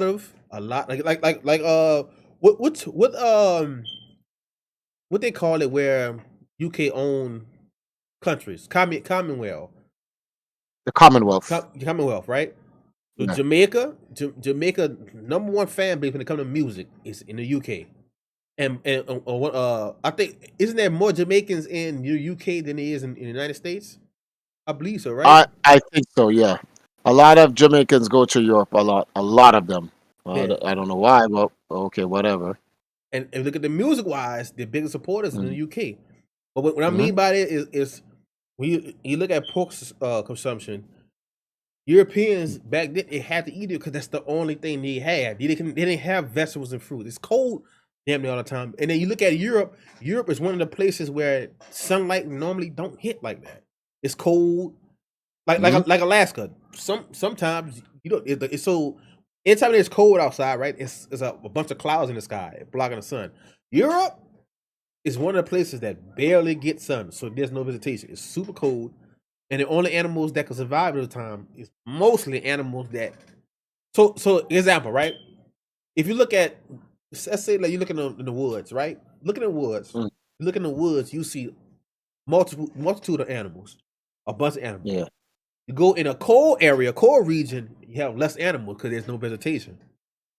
Go down, go look how many animal species die when they knock down the forest. Look at the Amazon forest. Look at the Amazon forest. They start knocking down trees, start knocking down all this shit. That's why you see animals in different countries and different regions of the world that they're not supposed to be in. Like you see pigs today, right? Pigs didn't existed back then. It was wild boars. No. Yeah. They start losing their hair and fur and shit when they got to different regions because it's not their natural habitat. So what man do today is affecting the animals, it's affecting the air, it's affecting all that. So when I say this, when I do my household, we don't do certain things. We don't eat pork, we don't eat seafood, we don't eat I cut all that out. yeah, All we, that we, out. we don't you don't eat certain stuff, or we don't practice or do the same thing like everybody else do. We don't do Mardi Gras, we don't do Christmas, Thanksgiving. We don't do that. We do Day of Atonement. We might do unleavened bread, like the Passover coming. After the Passover, it's unleavened bread. So we might eat tacos the next week or so after Passover, because you can't eat bread that rise. So you eat leavened bread. So you might eat tacos and stuff like that. Actually, any bread that rises is actually kind of bad for you. Right. I would love to find leavening bread anyway. Any bread that has yeast in it. So like at my age, I don't want to eat anything that's gonna act up and create more problems for me that cause me colon cancer when I'm 50 or 60 and probably end up dying. I think that's what my mother and my father died of. Honestly, I think it's some type of form of cancer. So I'm like, all right, I'm 40 something now. I'm going to give myself the next 5 years. The next 5 years to prepare to undo. Like I literally had to sit down with my wife and I said, I need you to start getting me herbals into my system on a consistent basis. I need to wake up to tea. I need to 1 second. Niall, they can see you there. Okay, so what's the word for this thing here? What did I say? I used to tell her, I said, I need you to help me. It's important for you to help me get me herbs. I wake up in the morning, I want to be able to drink Cersei tea or dog blood tea. That before I eat anything, I'm taking some herbal intake. And she can't even use the water from the pipe. I buy here's a promotion for you bums. Here you go. St. Catherine's Peak, which is not the greatest water. Actually, it's more like Good Life or Life Span. The only good water on earth that you can actually buy that's truly alkaline is Fiji. The rest have some form of whatever, but the pH balance is not that bad because they put what's the name of this thing here? Chloride in it. But to clean the water, but it's better than drinking pipe water, hands down. So my wife, she will boil the water, put some tea. I wake up, I put the tea in there. That's gonna go down. After a couple of years, it's gonna go down to my system. That's gonna clean out my colon altogether. And if I have any tumors in there that's being developed, the herbs, which is our meat, will undo all of that stuff. And this is a society. I'm talking about we don't live in a society like these things are all normal, and we go against nature. If you're sick, go see a doctor. When y'all has put out into the fields all the things you need to stop it. They got us in a different culture where if you're sick, you don't turn to nature to heal. You turn to technology, science, and man to heal. And that has never saved anybody. Like you just die. So here's an example, right? So, and this is how crazy it is. I agree with you. Like, so I'm gonna use the Chinese or the Japanese for example, right? Oh man, that's crazy. Go on. And the reason why I'm bringing this up because they one of the cultures that they literally feed off the land, like everything. So like when they have like because there's a show called on YouTube, Best Food Reviews, where it's a white dude who go around different countries eating different meats and all kind of shit. I'm talking about weird shit, all kind of weird shit, right? But when he went to like the culture of I think Japan or one of the Chinese cultures, they literally live off the land. The rice they eat is not the same that how we eat. The rice they eat is like you go to a Chinese store and eat their rice. Their rice they that's the only thing they eat to me. I might be wrong. To me, the only thing they eat from their own menu is that rice. The rice tastes totally different from the rice that you get from any other stores. Like their rice so different. Like their noodles is not made like how ramen noodles is. The ramen we eat is not the ramen they eat. And like it's like they noodles are made out of rice, like literally rice noodles. That's what they call it, rice noodles. And it's so much better. So much better. We're eating some other shit. Yeah. I don't know what it is. Food product. Food product. It ain't what they eating, I tell you that much. That's why like I don't even trust the rice no more. I've seen too many Chinese videos on YouTube where the rice is plastic. I cut rice all out. As if it's not brown rice or wild rice, you know what I eat? You know what I substitute it for outside of lentils? Potatoes. Yeah. Irish potato or yam. And I'm like, some people are like, oh, you could just eat yam. Bro, you ever had mashed yams? It's actually better than mashed potatoes. It's better than mashed potatoes. Like so if I eat curried fish, right? We get bangameri out here in Jamaica, right? And what they'll take the bangameri, they curried it. I tell them put in carrots, onions, and green peppers in there, and it comes with some curry gravy of bangameri fish. Get some crushed yams. Get a yam and crush it like you would do mashed potatoes, and pour that gravy over it, man. Listen, man, my mouth's watering right now. This shit is crazy out here. You be like, rice? Rice what? Nah, bro, you don't even need rice. Actually, rice is not even really good for you, to be honest with you. It really isn't. Well, white rice turns sugar. The wrong rice. The rice that excuse me, that we all eat. That's starch. The turn into starch. Starch is a food product.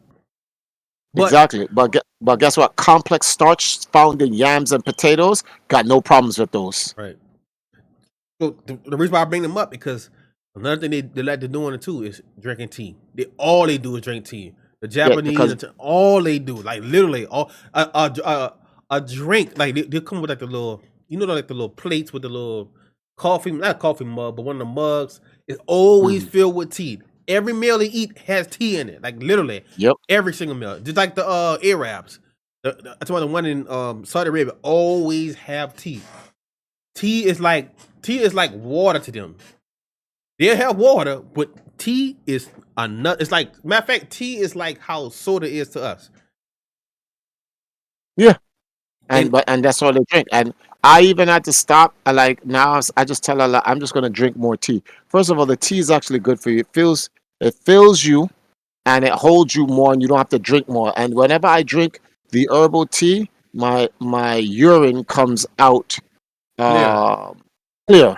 Whenever I drink these juices, bro, orange piss. That means my colon and my bladder and all that shit is bad.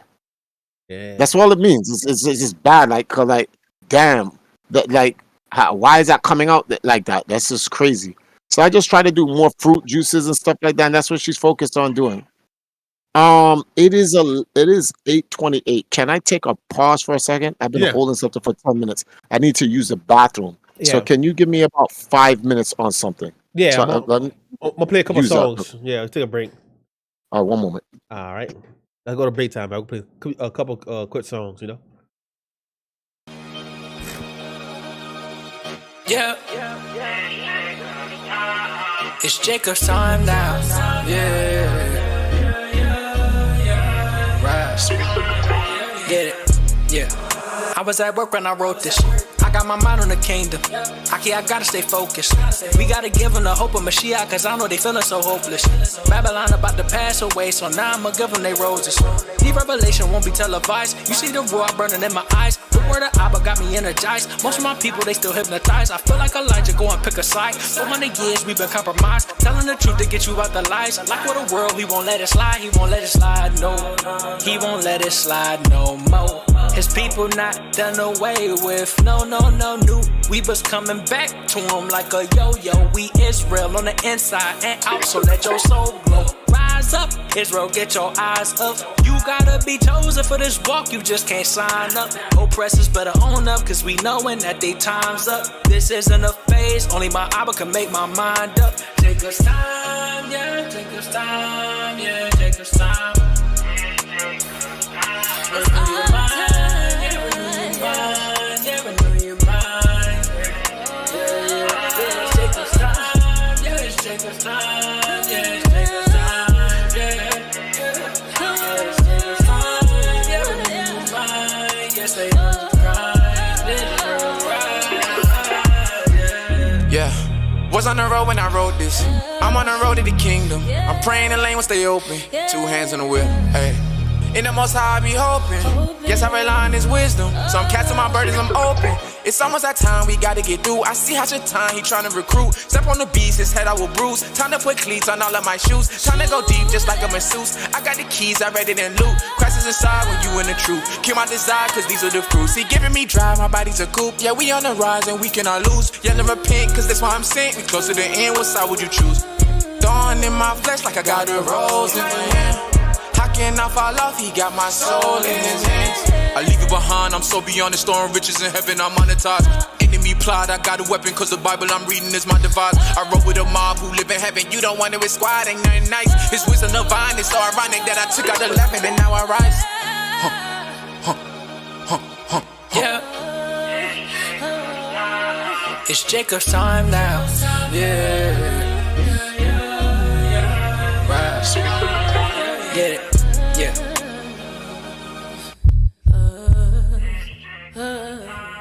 It's Jacob's time now. Yeah. It's our time.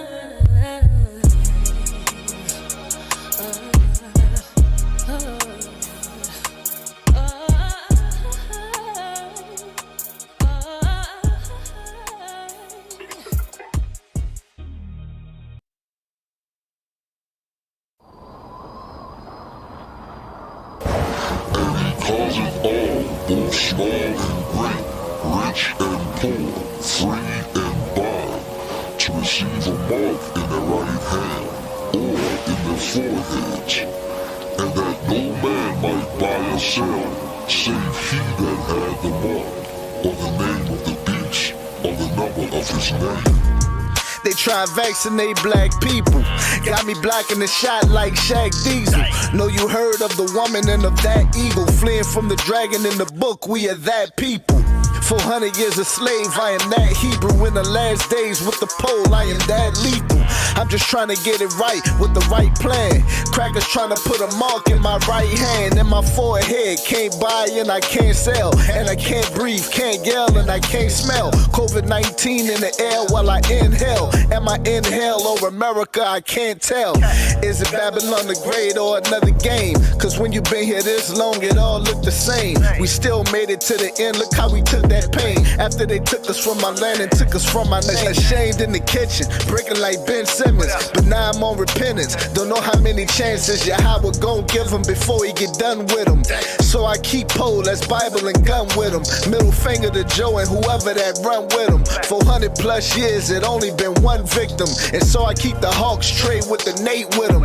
It's only 12 tribes and I'm at the gate with them. We still can't breathe, but the wickedest man can. The next time they see me on my knees, knees, I'ma aim can. If Torah can't fix him, then I promise the flame can. Shooters all on the floor like the Warriors game plan. Cause freedom not free and charity not cheap. So I know how much they charging them niggas that's like me. No bargains for the ones at the bottom, we all suffer. So I'm only looking out for my brothers. Chef talk, cause it's a big difference between righteous and right. The brightness and the light, a massacre in a fight. I'm asking you with no mask on, I'ma come after you. They stole our blood covenant, crackers gotta be Draculas. Put us in them chains when they brought us over from Africa. We still in them chains from San Quentin to Attica. Still wearing their names, no wonder why they not mad at us. They divided the 12, mathematics ain't adding up. Knee to the neck, a bullet to the chest. They got me in the locks for money, power, respect. They got the game locked, I'm wondering what's going next. And I'ma rap this to the death.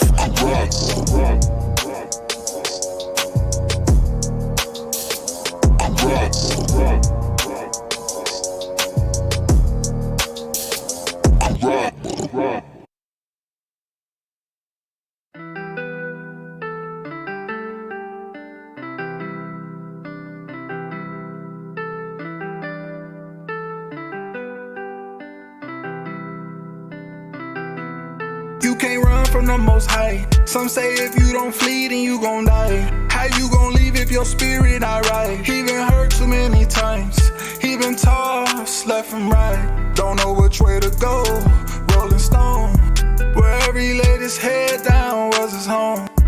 They tried to count him out, ooh, they was wrong. Didn't listen, didn't have a pot to piss in. Young and always playing victim. Feel like everyone's against him.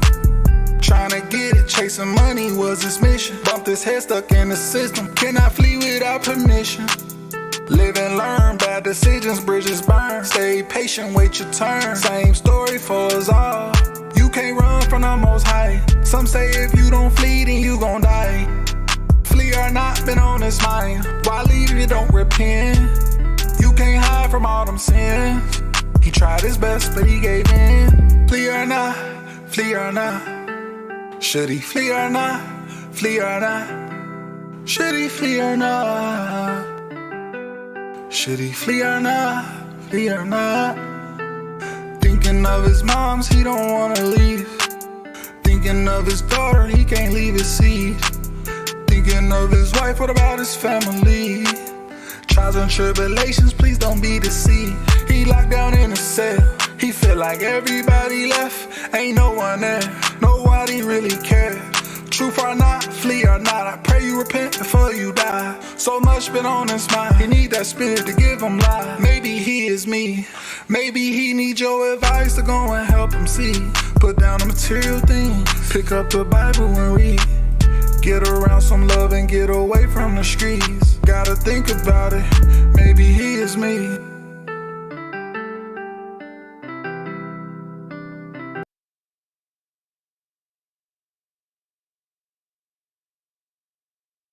I'm back. I think he's still taking care of his business, whatever he gotta do.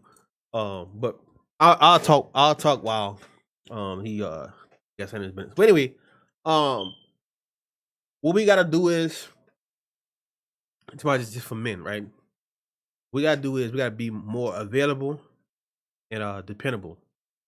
And what I mean by that is we are leaders in our household, and if we you know, if we got a foundation that we gotta stand on, we gotta have those type of traits: dependable, accessible, and be able to, like, work out problems and stuff like that. So one thing we should practice when it comes to our household is structure, bro. We don't have structure. We don't have liability or anything like that. So one thing I'll do all the time is, like we talked about earlier, I don't have a lot of tolerance for certain things. I don't. I try to stay away from certain things like that. So when a person comes and asks me for help, I help them. But one thing I expect that comes, like, when I help people is give me that same love back, and that's hard. That's hard to find. Like, that's really hard to find. Like, so a lot of times when people contact me or try to hit me up, they always ask for help, or can you do this for me? Can you go over here and do this, whatever it may be. But when I hit them up, I'm like, what's going on? How you doing? And I just want to talk. Nobody available. Nobody really available. So only talks I get like that is probably my parents and stuff like that. And it always be somebody older. A couple guys at work. I might have like advice. I might ask them, talk about some stuff, whatever. But I always have some kind of elderly substance or an elderly opinion about things. Well, who've been there and done it before. And a lot of stuff is not easy. It's not easy trying to manage your life and your household while checking on things that's going on in the world and stuff like that. So there's plenty of times where I could just deplete track 8. I don't have the album connected to my computer. I could play the album, go on YouTube and all that, but I don't have it set on my computer yet. I bought the music already. I just don't have it set on my computer to where I can pop it on my stream and stuff like that. But normally when you become like a hit of household, it's a lot of weight on your shoulders. And I'm ready for that week. I've been ready for the week with all that. But I don't like when somebody trying to come in your life and try to change everything you've been taught. And I've been taught by both parents and stuff like that. I don't like when people try to come in your life and try to change it to fit their narrative. Not my narrative, how I've been raised and stuff like that. Now, what I mean by how I raised, some people might be raised different, crazy stuff like that. But me, I'm always family oriented. You know what I'm saying? I don't like because I do this with my kids. You should do that with yours. I don't like when people compare how they ran things and try to push that on me or try to. No, I don't do stuff like that. Me and my kids don't do stuff like that. I don't like in New Orleans we got Mardi Gras. I went to Mardi Gras in my lifetime maybe like 3 or 4 times. I'm 30. I just never fit. It never fit me. I never liked being around too many people. I never liked being around other people that I can't be in control of, or other people that I know don't have the best interest for me. Every Mardi Gras, there's always somebody getting ran over by a float. There always a shooting. There's always something that's going on that's not supposed to be. That's how I know I'm not supposed to be around that. I try to stay away from stuff like that. I try to stay away from. There's stuff that happen on social media and stuff like that all the time. That don't bother me. But when it comes to my personal life, where I have to go outside the house or I have to go be around that group of people or have to deal with some things, I don't like being around other people because 9 times out of 10 they're gonna try to push whatever they want to push onto you. This is why, like the Israelite truth, I don't push this on people. I speak my piece. I'm like, look, boom, this it, scripture, whatever. But I'm not gonna sit there and like beat it across your head. If you don't like the Israelite truth, you don't like the Most High, whatever, that's on you. But don't tell me I'm wrong because I'm not following what you want me to follow. Or I'm wrong because my house, the way I ran my household, which is damn near, I don't have no problem with my household. You ain't gonna never hear about Reg having a problem with his family and kids like that. I don't never, and then one thing I do, I don't put on social media. Too many people put family problems on social media. That is my last thing that me personally gonna do. I'm not doing that. You never gonna see me have an issue with somebody, and I'm going to out them on social media. I rather inbox you, call you, or talk to you personally. I'm not gonna do that. I avoid conflict. I avoid embarrassment either. I avoid embarrassment too. So we gotta like today's time. Everybody gotta put everything on social media. I had a question like 2 or 3 weeks ago: is why you don't post or take pictures of your kids and put it on social media? And they said, I'm starting to think that you don't be in your kids' life. I don't know who posted that or whoever did like that. And it didn't offend me because it wasn't true. My kids stay with me 24/7, like 24/7. My kids, earlier in the stream, my daughter came right here. Literally came right here for a charger. So I stay away from having to post my kids or any personal information on social media because 9 times out of 10 people use it against you. Not to say, oh, well, you're a father and you have your kids, you in your kids' life. I don't care about that because I honestly don't care about people's opinion. If you go on social media or Facebook, I'm bad at when people are talking about a topic all the time, and not to, I don't care what they say. Like a lot of times, they don't even study or they never go through the information. They always like have an opinion about things, and that's fine. But your opinion could be challenged too. What you said could be challenged too. If I say I deal with facts, you will never hear me say this is my opinion. This is what I think you should do. I'm like, no. There's examples. You can see these type of people right here. They got somebody who always been. There's somebody that always is in a situation that you're going through. Go ask that person how they got out of their situation, not a personal opinion. Because 9 times out of 10, a lot of people be on social media says I wouldn't do this, I wouldn't do that, or off of social media, they do the same shit they go online and say they don't do. I'm not like that. If anybody knew, I don't celebrate holidays, birthdays, none of that. I say it on social media and real life. They come by me, I'm not celebrating none of that. No Christmas, none of that. And people like I had women tell me, or the reason why I can't date you because we are very different, opposite. I know what you mean. What's opposite about what? You don't celebrate. You don't do birthday parties. You don't go party. I party, but I don't do Christmas or things. I don't do those things, and that's why someone wouldn't even deal with me. I'm like, fuck that. That's on them. If they don't want to do it, that's on them. But they'll rather deal with somebody who does those things and treat them like shit and give them no respect. But I tell them this: if you want a happy life, you want somebody that's dependable and always there, and going to give you the best options of your lifestyle, you'll date a person like me, an Israelite person like me. We're not gonna play. We don't care about anybody's opinion. It's always always grounded in our source is the Most High. We don't follow what everybody else doing. Say it again. Oh, Truffle, you can hear me. Your video lagged. You probably got to back out and come back in. And that's the problem. That we always want to be like somebody. We always want to do what the other people do. I don't care about that. If people really know me in real life, like a lot of shit people do, I don't know. I'm not doing that. I don't care about that. I don't celebrate holidays. I work, come home, chill with the kids, play my game, sports, whatever. If I'm dating, there you go. You good. All right, I'm back. But I don't care what everybody else doing when it comes to their household, whatever. I might say, well, you shouldn't do this in your household, whatever.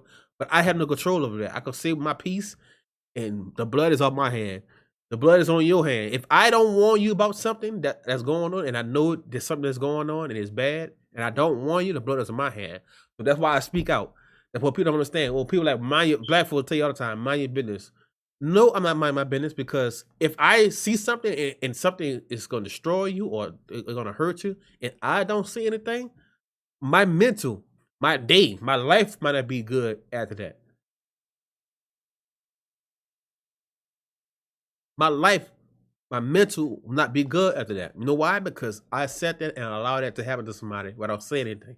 There's one thing like what's his name? Not Biggie, P. Diddy bodyguard, the night that Biggie was there.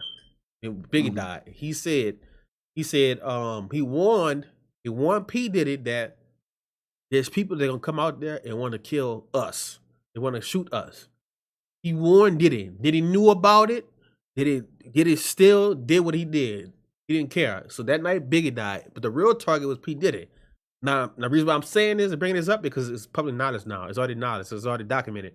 But oh wow, you can see how the bodyguard, Gene Deal, came out and said he felt bad because he that night before he told P. Diddy, he said, do not go to California. Do not go out there, because there are people in California out there that's gonna kill Biggie. They're gonna kill us. It's a hit out for us. And he said, I should have stopped Biggie from going out there. I should have stopped Biggie from doing that. And to this day, even though he said something to Diddy, he felt like he didn't do enough. Saying one thing, saying something to Diddy is one thing, but the fact that he didn't warn Biggie as well. He did warn Biggie. Oh, he did. Yeah, but I'm gonna tell you what happened. Well, Diddy was doing his album in California. Now, at the time, Biggie Mama was building a house. And what a lot of people don't understand is Biggie didn't have money. Biggie was signed to P. Diddy, but he didn't have money. He sold his marketing and his what is it? Marketing and his what's the other one? Marketing and his if I'm not mistaken, publishing, marketing and publishing. So he don't own anything. He don't have anything to his name. Even his name is not owned. The person who make more money off of Biggie is not Biggie family, it's P. Diddy. P. Diddy lived off of the success of Biggie. So he sold it for $30,000 to help his mama build his house, build her house. So Diddy was like, if you want to get paid, continue to get paid, come out here, do my album. Because Diddy was doing the album in the studio. Diddy right now live in California. He don't live in New York no more. He live in California. He's doing the album, Diddy album. Biggie was supposed to write and also do music for him. In it, like be a feature in his music. So it's kind of like forced for him to go out there. But one thing Gene Deal said, P. Diddy Biggie did not want to go to those industry parties. He never did. And the first time they went to a party, an industry party, or one of the first times he went to an industry party, he died right after that. He always said that.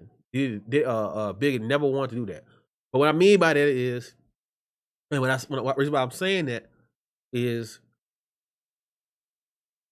like, before we get to situations, before we do anything, make moves, we got to think about it. Don't let people force your hand to make a decision that you don't want to do, you're not comfortable with. If you don't know, it's okay not to know. That's why you go ask an elder or somebody who went through it already for understanding. You got to do that. Don't make decisions of stuff you don't understand. That's why I'm very careful of who I deal with. I'm very careful of what I do or what I say or my kids, because they're gonna pick up any single thing that I see. It might not do. Instead of doing something with no knowledge, take a time out. It's not in a hurry. It's not a life or death situation. no rush. It's no rush to understand that. And that's a problem we have as Black folks. We just want to rush to do things. We have no patience. I still have to learn patience. It's hard for me to not have patience. Like it's very hard. But as older I get, I recognize that we talked about this podcast before. 20 seconds of your life could give you 20 years of your life too. Or 20 seconds, 5 seconds, maybe 10 seconds could change your life for the rest of your life. So every decision we make, you gotta be careful. You know what I'm saying? It's never. Let's see, did he still own a house in New York, in Long Island, Hampton, New York? Yeah, true. But I think last time I seen him on his Instagram, he moved to California fully. I guess because of everything out there. But anyway, but yeah, it's you gotta be mindful as men. Be mindful as men that the certain decisions we make, all decisions that we make, it gotta be lined up and well. It's like a lot of men made decisions off bad women. A lot of bad women made good women made bad decisions of bad men. Take control of your decisions. Stop blaming everybody else for your decision that you made. Blame yourself. Take accountability for it. If I wasn't there at the time, if I didn't go there, I wouldn't be in this predicament. If I would have stayed home, I wouldn't be. Yeah, good. Yeah, P. Diddy wanted him to be around people that he was just not comfortable with, and there's a right. That's his nature, letting him know, like, yo, you don't want to be around these people for this reason. And it's sad that he died and they weren't really even going after him. They were trying to get to Diddy. Well, actually, they was trying to kill them all, but they really wanted to get him. They know if they killed Diddy, Biggie's pretty much out of the thing, and that's just unfortunate. I don't even know when this actually started, though. I actually don't know when this actually started. Like, when you're telling me this entire thing regarding like when this is now public knowledge, when? Well, so we'll put it like this, if you look, this is a time when there's Biggie and Tupac had a feud. It's like in the 90s, early 90s. So Alright. it was like East Coast versus West Coast. You got Suge Knight and you got P Diddy was Yeah, butting I know, heads. I know all about that, but Oh, you talking about the Gene Deal? Yeah, that's probably not. You could go. You could look at Gene Deal. You could look at Jasmine Wright.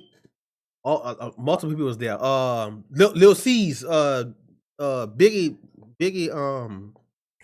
Biggie best friend. mhm, He was on Vlad TV. He was on recently on Matt Hoffa podcast talking about some stuff too. Lil C's was there. Lil C's was like 17 years old when Biggie died and all that. Lil C's like 40 something right now. But that's crazy. it's public knowledge. Like example, the killer. It's public knowledge that the killer is alive and they know who he is. Like they really know who it is right now. They say he's in Atlanta right now. He's from one of the brothers. I don't want to misquote. It's like a Muslim brother, but they have a name now. It's documented and everything. They have it's literally documents right now. Like you go on it's on like a Apple. It's like an Apple. You go on Apple on your phone, whatever. It's a podcast that they do, and it's literally they got a videos, episodes, and everything. But it's public knowledge that they know who the killer is. They got a description of him from the witnesses that was there at that night, and they got photos of him of the museum right across the street from the club that's supposedly they went to after the party. At the party, the museum right Mhm. across the street have film on them. DJ Quick, that's in California, got arrested also. He got arrested also. DJ Quick, you can look this up. It's public knowledge. You can look up DJ Quick arrested, and you'll see that. You can see what happened. Gene Deal. No, well, Gene Deal is the bodyguard, the ex-bodyguard of P Diddy. It was telling about all kind of stuff, like the rapper. If you look at Ja Rule, it was Ja Rule. It was Chris Williams. It was a lot of those rappers. A lot of rappers that you look at Gene Deal, just type of Gene Deal, and mhm. Jasmine Wright. If you want to know anything about the industry, and I'm working. I tell people I'm working on those two. I'm working on those two interviews. I'm trying to get Gene Deal. I was talking to him a couple times. They called him on the phone. Gene Deal is supposed to be coming on the podcast, and I'm working on Jasmine Wright. I'm trying to get her on. But those are my next two guests that come on the podcast. I'm trying to get them to. But I talked to Gene Deal on Instagram. Yeah, I'm gonna try to get him on and all that. But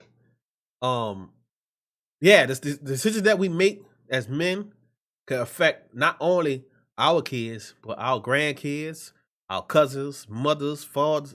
So we gotta be careful on decisions we make, and that's how I am. I like if I say, well, every decision I make, big decision I make, I'll be like, what is the end result? Where do I want to go? How do I want this to be looked? Because a man's name is more important than anything in the world. If a person have a bad name, a man with a bad name is the public eye. Like Kanye West. Kanye West got a bad name, not because he's a bad person or what happened, whatever. It's because everybody, these powers that be, made his name to a bad name. He could do a lot of good stuff for us. Like the Israelites, they got us the Israelites. We got a bad name, not because we doing a bad shit. We not doing the bad shit. We doing the most high work. But what the media is, they don't want blacks to come together and be in the No, they don't. and they see that as a threat to their existence. Black men, at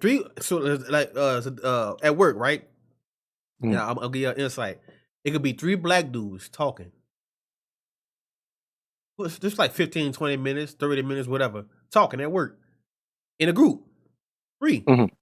And they could have a group of 5, 6 people talking 4 or 5 hours a day, not even doing work, just talking.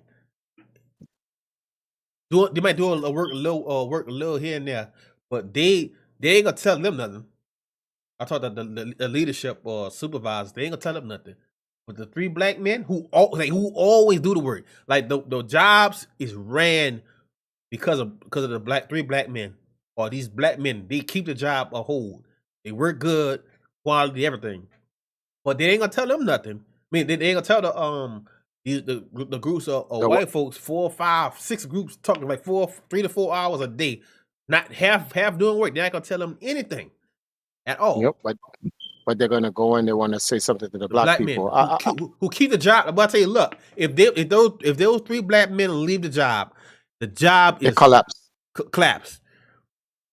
Well, tell them Mhm. something because they're afraid. Okay, why they sitting there for 30 minutes and talking about what? What they talking about?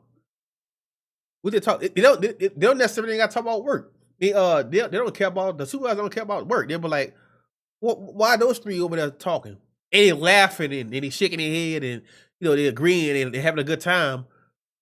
What's so happy about them? Why they having a conversation amongst themselves? I want to know. I want to know what's going on right there. It could be laughter. It could be all happiness. They don't like seeing blacks come together, no matter what number. It could be 2. It could be 3, 4, 5. I But know it's this all too well because I was like, if you've ever been around, I'll give you an example. I'll give you an example. That's not what I was trying to run for. I was just doing this. All right. Let me get into my seat properly. I watched something, right? The Valkyries. If Robin's watching, she's probably like, I knew it. He was going to go there. They're a bunch of black girls. They stream on Trovo. When Nala's by herself as she's streaming, nobody cares. They'll enter a room, whatever, blah, blah, blah.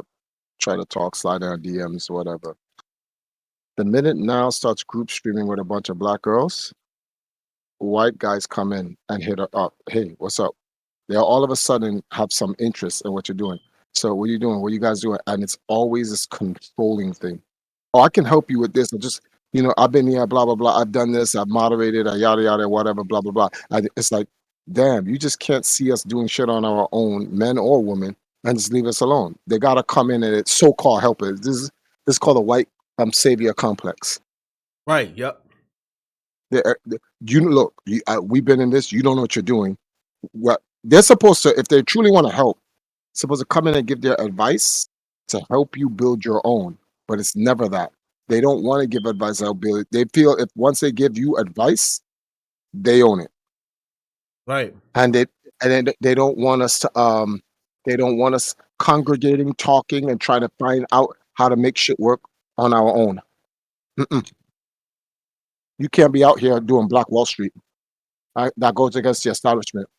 Now, white men who's listening to this is not all of y'all. Most of y'all, for the most part, mind y'all business. Like, oh, black people doing their thing, let them do their thing. They don't care. But white supremacists, this is their behavior, and that's who we're really talking about. They can never see us doing our thing on our own and want to leave us alone. As if they either get involved and try to control it, and if they can't, then they try to destroy it. And that's what it is. They see the three black guys sitting down talking every day at lunch or whatever the case may be. They gotta have to say something to them because they don't like the fact that these guys are making shit work. They don't like it. It's like and people. And I think I seen Matt Hopper podcast, my expert opinion, and I tell people like, you only could get as a black person. Hold on. As a black person, you only could get so far, and what I mean by that, people like, I'm not saying that Alone. Hold on. I add alone. Yeah. You can only get but so far alone. So why? I'm explaining it. Like so, like Jay-Z, right? And it's the thing. Jay-Z is like who Jay-Z got his crew that he choose to bring along with him. But it's like Jay-Z is the face, right? So we had Jay-Z and Dame Dash. They didn't like. They want to. This what happened, right? So it was a Jewish guy over a record label, and he was on Breakfast Club. And this Jewish guy is one of the reasons why Jay-Z and what's his name? Dame Dash broke up. They wanted to separate Jay-Z from Dame Dash and was having meetings behind Dame Dash back. Yeah. He's back. But it's the Jewish guy, I forgot his name. It was on Breakfast Club.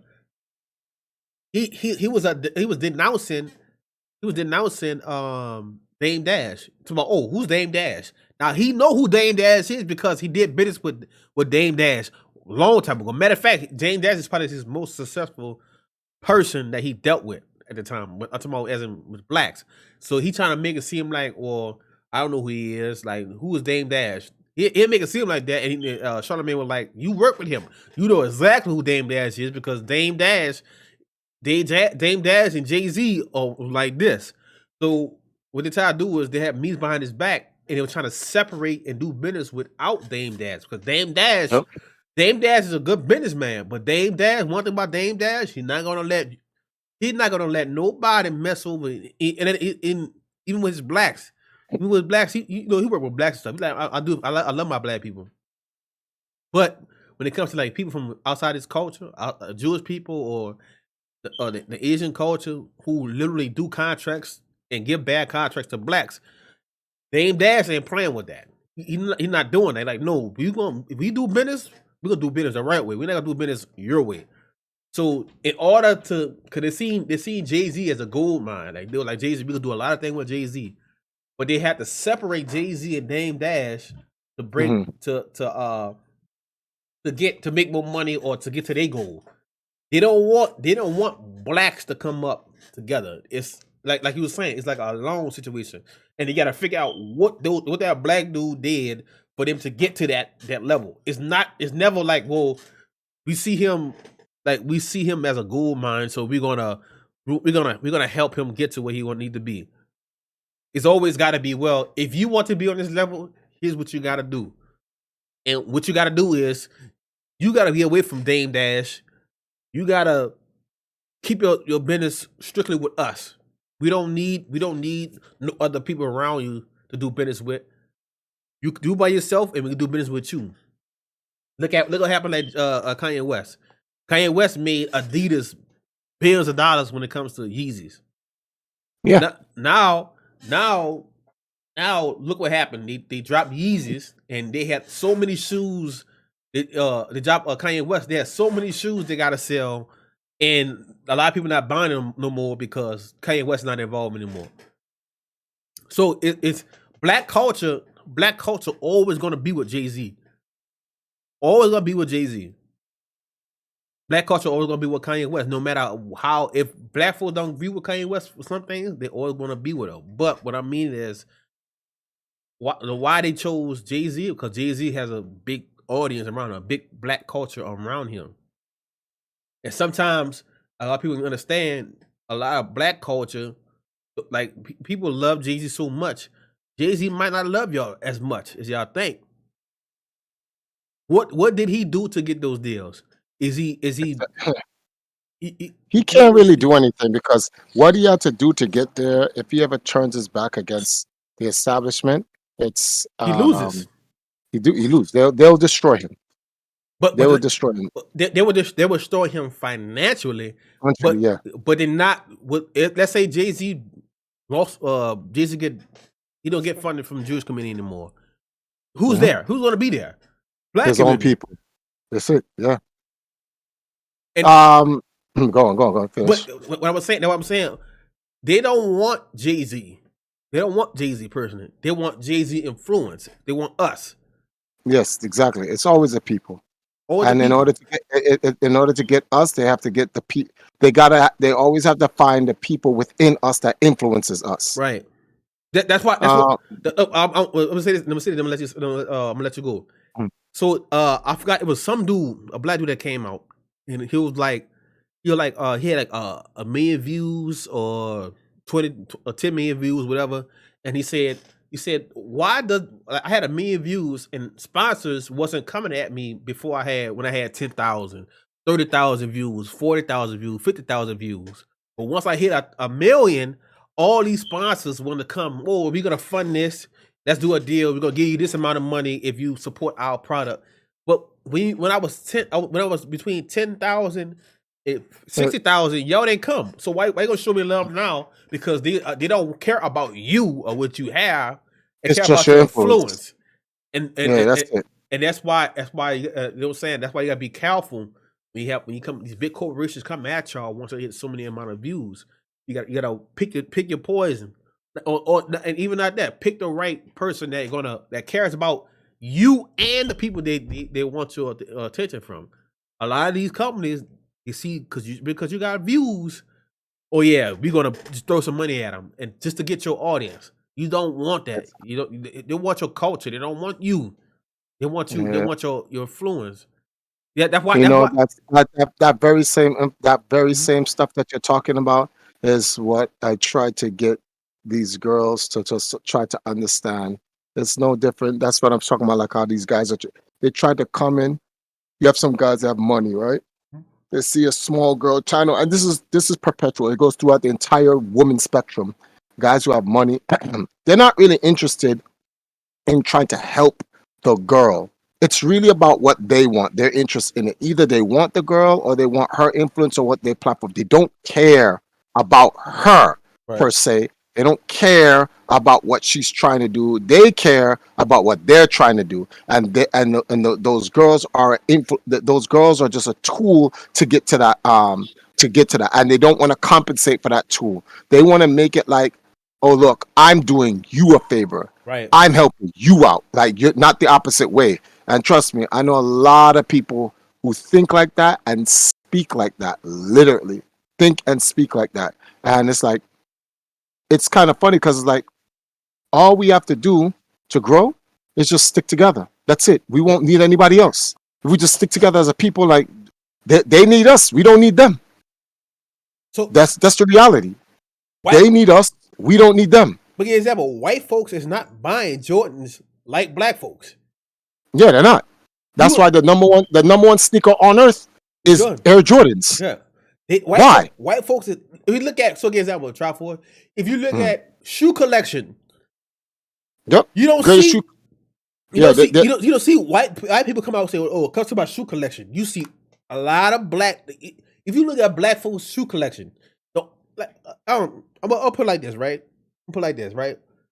Let's say, if you look at the poll, if you look at my favorite industry, I like video game industry, right? Mhm, We yeah. are number one in video games. Every time 2K come out, Madden come out, Call of Duty come out, It's us that buys it. it's us that Hands buys it. down. It's us that buys it. Nobody they tell you, white folks and Asians, they do not buy those games. They do not buy those games. It's black folks, black influence. If you look at when 2K every year when 2K come out, they do ratings on basketball players. Guess who's doing the fan rates the player. Like this year, 2K23, LeBron is the only player with a 98 rating score. Yeah, I One know. player. They're talking about it on Undisputed. Yeah. Look at And Shadow is going crazy. yeah, but the thing is, it's fan rated, and Mm-hmm. guess who most of the fans are? The more is more black folks watching basketball And anything else. In football, it's more black folks watching sports than. Yeah. than That's why white folks. football is such a hard industry to actually I don't want to say football. Everyone says football is a white sport. I'm like, no, it's not. It's a black sport. Your quarterbacks are generally white and whatnot. Not no more. Not They no more changing now. Fast, they changing fast. Yeah, but they're trying to protect the legacy Right. of the quarterbacks, which is why Tom Brady Brady. cannot Right. retire. They need Tom Brady to win so many championships that no future black quarterback can come and beat him, so they can say Tom Brady is the greatest football player ever. And you know something? I'm not even mad at white people for even doing that. They Right. gotta protect their That's our culture. culture. But They got to do that. hold on, Trevor. But watch this. But watch this. Uh-huh. Though. But watch this. If you ask a black person who's their favorite, well, who's the best NFL player in history, you're not saying Tom Brady. You know who he's saying? Deion Deion Sanders. Ba- Barry Sanders. But hold on. But I hear those. It's either those names- Deion, Yeah. Jerry Rice, Deion, Right. Barry Sanders. It's always a black guy. Yeah, right. And never. Moss- Yeah, Exactly. So here's another thing too is right. If you look at these should say Skip and Shannon show, right? If you look at it, every quarterback that's coming out now, like so all black quarterback, they always give a Tom Brady standard. Now look, Tom Brady is nowhere near better than none of these quarterbacks. I'm talking about none of these black quarterbacks. Nowhere near. Ever in his career. But what they always say, well, he's nobody's a pocket passer like Tom Brady. But these dudes is doing what Tom Brady doing on the move. I'm talking about throwing the football, an accurate football, 50 yards down the field, running, not set, no feet set. And they always say like Patrick Mahomes. Patrick Mahomes, my favorite quarterback. They say Patrick Mahomes is not a thrower like Tom Brady because Tom Brady could set his feet and throw the football. Patrick Mahomes is doing no look passes, 50, 60 yards down the field, no look. Not even looking at the player. Throw on the move. I told him on the run. 50, 60 yards throwing the ball. Tom Brady can't do that. They're always trying to give Tom Brady as the gold standard of quarterback. Just like, remember, Michael Vick. Now, every quarterback now, like for the past 5 or 6 years, is doing what Michael Vick doing back then. They were saying Michael Vick is not a pocket passer. They even had Michael Vick trying to stay in the pocket to throw the football. Michael Vick was never a pocket passer quarterback. He was always on the fly. He either run the ball or he'll run and then throw a pass, a crazy pass. They always compare. They'll say, "Well, Michael Vick is not a good quarterback because he can't throw. The man could throw on the fly. What do you mean he can't throw? No, they want to be the standard. They want white people. This is the standard of quarterbacking. Tom Brady, and everybody looking at Tom Brady. Tom Brady get calls. I remember Tom Brady got a call roughing the passer, and the man didn't even touch him. Roughing the passer, and he didn't even touch him. Tom Brady get calls like that, and then he got like Skip Bayless said. The industry has to protect him to give him the most opportunity to try to get the best records. Anyone else coming after him, they're never going to get any of that. They want to make it so hard for you to ever break that record.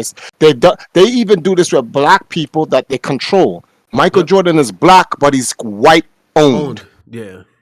So they will never let LeBron ever. They're going to make it hell on earth for LeBron to ever try to beat Michael Jordan. Why? Statistically, I hate Michael Jordan fans because they're not objective. Look, no one's saying Michael Jordan is not godlike. No one's saying Michael Jordan does not do these. Well, godlike is just a terminology. But Michael Jordan has done so many great feats in his career, but let's keep it real. A lot of times Michael Jordan is getting called foul, put him to the line. Michael Jordan has literally made a living on the foul line. He's made a lot of his points on the foul line and his and ones. Michael Jordan has done a lot of things to get to where he is, and it's not fair because like you can't touch the man allowed to shoot, and in this day and era, it's even worse. Yep. You know how much times I've seen LeBron go through and make it a shot? You're not supposed to body somebody when they're taking a shot. LeBron has to do a lot of bodying. LeBron does not get to go to the foul line as much as Michael Jordan. And LeBron is a tank. He comes down on you're not supposed to be trying to body LeBron when he's going for a shot. That's an automatic foul. LeBron's supposed to have more and ones than any other player in the history of the NBA, but they don't call it. Wait, I wouldn't say that. Shaq. They made rules for Shaq. Shaq used to get beat up because Shaq was too big. Nobody was stopping Shaq. Shaq used to get beat up. But the problem is Shaq couldn't shoot free throws. So they allowed people to beat him up and put him to the foul because he'll just miss his points. So what's this guy's name? Wilt Chamberlain said Michael Jordan cannot be the greatest. When Michael Jordan came in, they made Jordan rules, to try to stop Michael Jordan, and it made it easier for Michael Jordan to score. They made rules that stopped Wilt Chamberlain from scoring. Whole rules. They altered the game to make Wilt Chamberlain have to earn even more. How do you rig the game where it's like, nah, bro, you can't be scoring like that? What do you mean I can't score like that? You just can't score like that. It's illegal. Wilt Chamberlain will stand in the paint. You get the ball, turnover. Who's stopping him? Boom, boom, dunk. All right, we're going to create the 3-second violation. Yep. What? Yep, you can't stand there. Why can't I stand there? Because it's just not fair to everybody else. Yeah, automatic. What do you mean it's not fair to everyone else? Why can't I just stand there and just put the ball in? Because they're like, because how you were born and your athleticism, if you just stand there, you just stick there and keep putting the ball in the bucket. So? Context, Truffle. Context. Yeah. Who will Chamberlain playing against? Oh, Boston. No. No, wait, no. Sorry, that's Kareem Abdul-Jabbar. No, At no. that time, Jerry West. No. I'm saying, like the NBA at that time. Who he was playing against? Oh, and back in that time, it was mad white players in the NBA. That's why. I know that's the point. Yeah. So it's like with all those white players, that's why it's like Jerry West and whatever. But like, but Jerry West actually fought against Kareem. It wasn't really against Wilt. But the point I'm making is like all these white guys. They had 6 foot white guys, but it's Wilt Chamberlain. Like, what the fuck? Like, the fuck out of here. I'm like, no. And they're like, yo, you can't do that, man. Like, you're gonna make this shit mad hard for us. Like, how are we ever gonna whatever? And blah blah blah. Like, look at all the NBA players out there and stuff like that. Like, of all the great NBA players, the white ones especially, no one's saying that they're not good. No one's saying that they're not great or godlike. They are. However, there is even there's an upper echelon even beyond them, which are who we are. So every time they create a white champion, they have to perfect the white champion.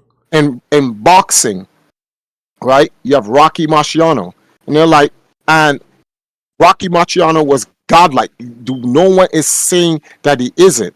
But who did he fight? Who did he fight? See my point? Remember, when Jack Johnson came in, white people were dominating boxing until Jack Johnson came in and he was like, I'm just going to fuck all these guys up. I sometimes even wonder if some of the fights that he even fought in, he really lost. It was either like, you either dive or we kill you. People are like, oh, come on, Travis, you're being ridiculous. I'm like, that was the era back then. They didn't want no niggers winning. Like, come on, let's keep it real. That's true. Michael Jordan, New York Mafia, you're not winning that 3rd NBA championship. He won it, his father's dead. Yo, stop. What are you doing, bro? You think this is? We run this shit. It's their industry. It's their institution. They're gonna make. That's why they don't want us to have our own. If we ever invented the African Basketball Association, the NBA will die. Yep. That's why the NBA is in Africa right now. They want to make sure they get their hands down, packing anything before Africa can build one for their own. Because nobody watches basketball for white people anymore. Oh, but that's because white people shoot better. Now a black guy is the greatest shooter of all time. Multiple. They got, matter of fact, most of the NBA right now shoot threes. Way like, I never seen so many. Matter of fact, I never seen so many players, right?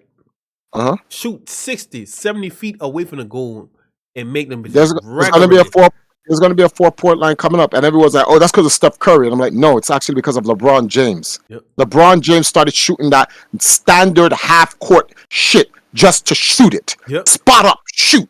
LeBron James did that. Steph Curry came in when he first came in. He wasn't even shooting those. He was shooting threes, but he wasn't even shooting those. And then he made the deal with. He either made the deal with Yah or Lucifer himself. He made a deal with somebody, and then it's like here. You can shoot from anywhere, and then it's got to be Yeshua because he's a devoted Christian.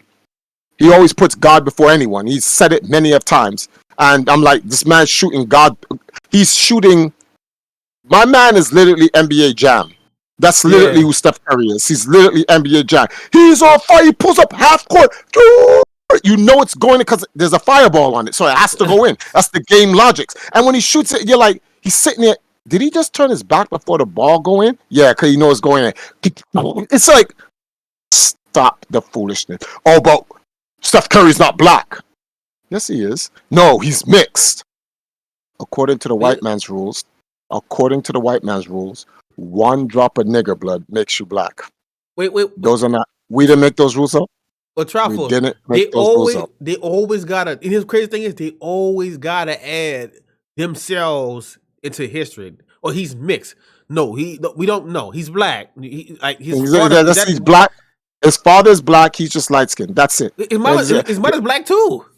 Yeah, exactly. But you just came out light skinned because black people create lighter versions of ourselves all the time. We even create albino, pale white people. Like, come on, get out of here. We make people whiter than white people. Yes, we actually can produce a human being paler than white people. So I'm like, cut it. But stop. They always have to insert themselves But And everything great. despite that, you cannot get mad at them. They have to do that. They're supposed to do that. That's why actually I don't. It's we live in a race war because they created the race war and they created the rules, and that's the way the world is. They need to do that. If they do not do that, they are right. We will erase their culture from history. So they gotta protect themselves. I can't get that's the team they're on. You're telling the team, yo man, you're not the original team, so you should lose. No, that team's not gonna sit there and just lose. They're gonna fight to win. They have to. That's what it is. It's competitive. So I don't get mad at them I only get mad when they cheat. That's when I get mad. So like Luka Doncic, he's godlike. Luka is ridiculous. He's playing fair and he's being godlike fairly. So Luka's the man. I'll give him like, all right, he's fair. But when they start rigging this shit, that's when I'm like, nah, fuck out of here. Y'all cheating. I can't deal with the cheating. Just beat us fair and square. No, it's not possible. Yes, it is. It's basketball. If you don't have the athleticism to dunk and get to the post like us, shoot. We can't be shooting and making impossible shots. Steph Curry's doing it. Yep. Damian Lillard just scored 60 like 2 or 3 days ago, and off of like I think it was like 24 shots. He's in all three. He scored like 7 or 8 threes. Damian Lillard. And then Damian Lillard said, y'all call Stephen Curry the best shooter. He said, I have no problem with that. Well, I have a problem with y'all not calling me one of the best shooters in the NBA because he shoots threes far distance too. Dame time. Dame time. They even made a whole thing about they made a whole thing off of the fact it's called Dame time. Yep. So like they need to respect that man's gangster. Yep. But I didn't want to get into the basketball thing and then leave off something because I'm actually over my time. But we good. There's two topics I said we have to get into. Mm-hmm. I wanted to get into it. We just don't have to take a long amount of time to just get into it. But hold on for a second. Good, okay, because it was blurring out. I want to get the focus. There are two things I want to bring up regarding y'all. So we talked about in the beginning of the podcast before we came online. So let's talk about this working, buying, and selling on the Sabbath day. What constitutes us breaking the Sabbath? Well, so I'm gonna. I guess we'll go over scripture some other time, whatever. But if you look at the words and the definitions and the meanings of it, it's talking about labor, like labor work, like your everyday. So, for example, Monday through Friday, you're going to doing labor work, working 9 to 5 jobs, whatever. But on a Sabbath day, in the Bible, there's many instances where Friday, for example, Friday morning, because we know evening to evening is considered a day. So what they do is they prepare food Friday morning for Friday night. It always and Saturday to Saturday night. So the food is literally for like 2 days, whatever. You cook food for 2 days. So you wouldn't have. So on Sabbath day, you wouldn't do nothing but rest. All it is rest. A lot of people saying the word relaxing. Sabbath means cease, means stop. The word, the real word, cease labor. Actually, if anything, but go on. Yeah. But the word for Sabbath, like a lot of people will say, it means stop, it means cease. No, the real definition of Sabbath is, Sabbath is to rest. You're resting. You take your time. You're laying around, worship the Most High, go through scriptures, whatever. Now, same thing like people said today. They have a problem with people. The same thing they had today. They had a problem with Christ doing. Christ was doing something good on the Sabbath. They will say, "Well, you did labor work, or you spent this money, or whatever. That's breaking the Sabbath." No, if it's good, if something good, if you see a homeless person on the street, if you see a homeless brother on the street, and you take your money and say, "I'm gonna go get him money, or I'm gonna go buy him food," that is not the problem. That is not breaking the Sabbath. Breaking the Sabbath is, okay, I'm going to work today.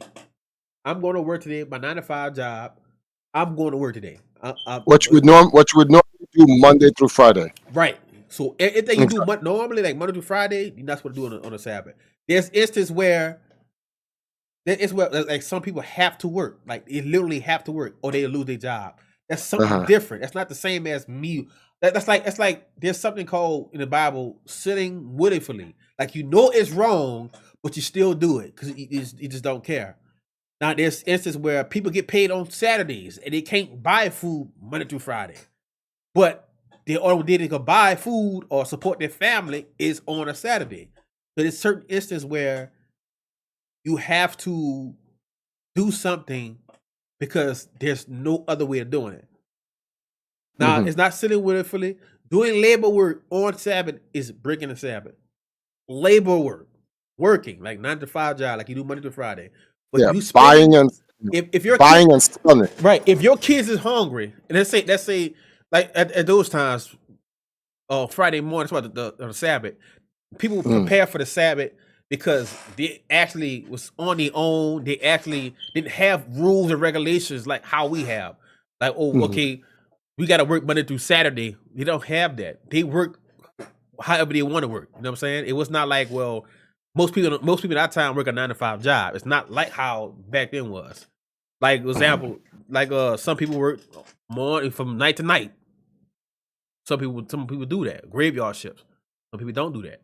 But if you're doing labor work, like a regular Monday to Friday, that's breaking the Sabbath. If you buy food, if your kid's hungry and he's starving, and you don't have money off Monday through Friday, but you get paid on Saturday, you could go buy your kids food. Your kids is hungry, is starving. If you're able to prepare food for 2 days, so you wouldn't go through this stuff on a Sabbath, good. That's how you're supposed to do it. Prepare. But if you don't have the tools at the moment or anything like that, and you were not able to prepare, you're not able to prepare, then it's a different ball game.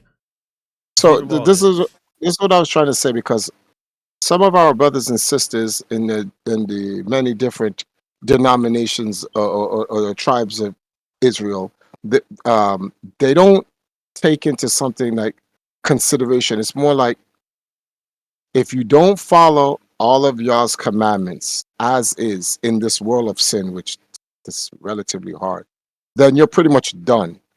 No. But I can't see that to be possible if Yeshua literally died so that Yah would grant us the time to become as righteous, not perfect, righteous. It's not possible for us to become perfect.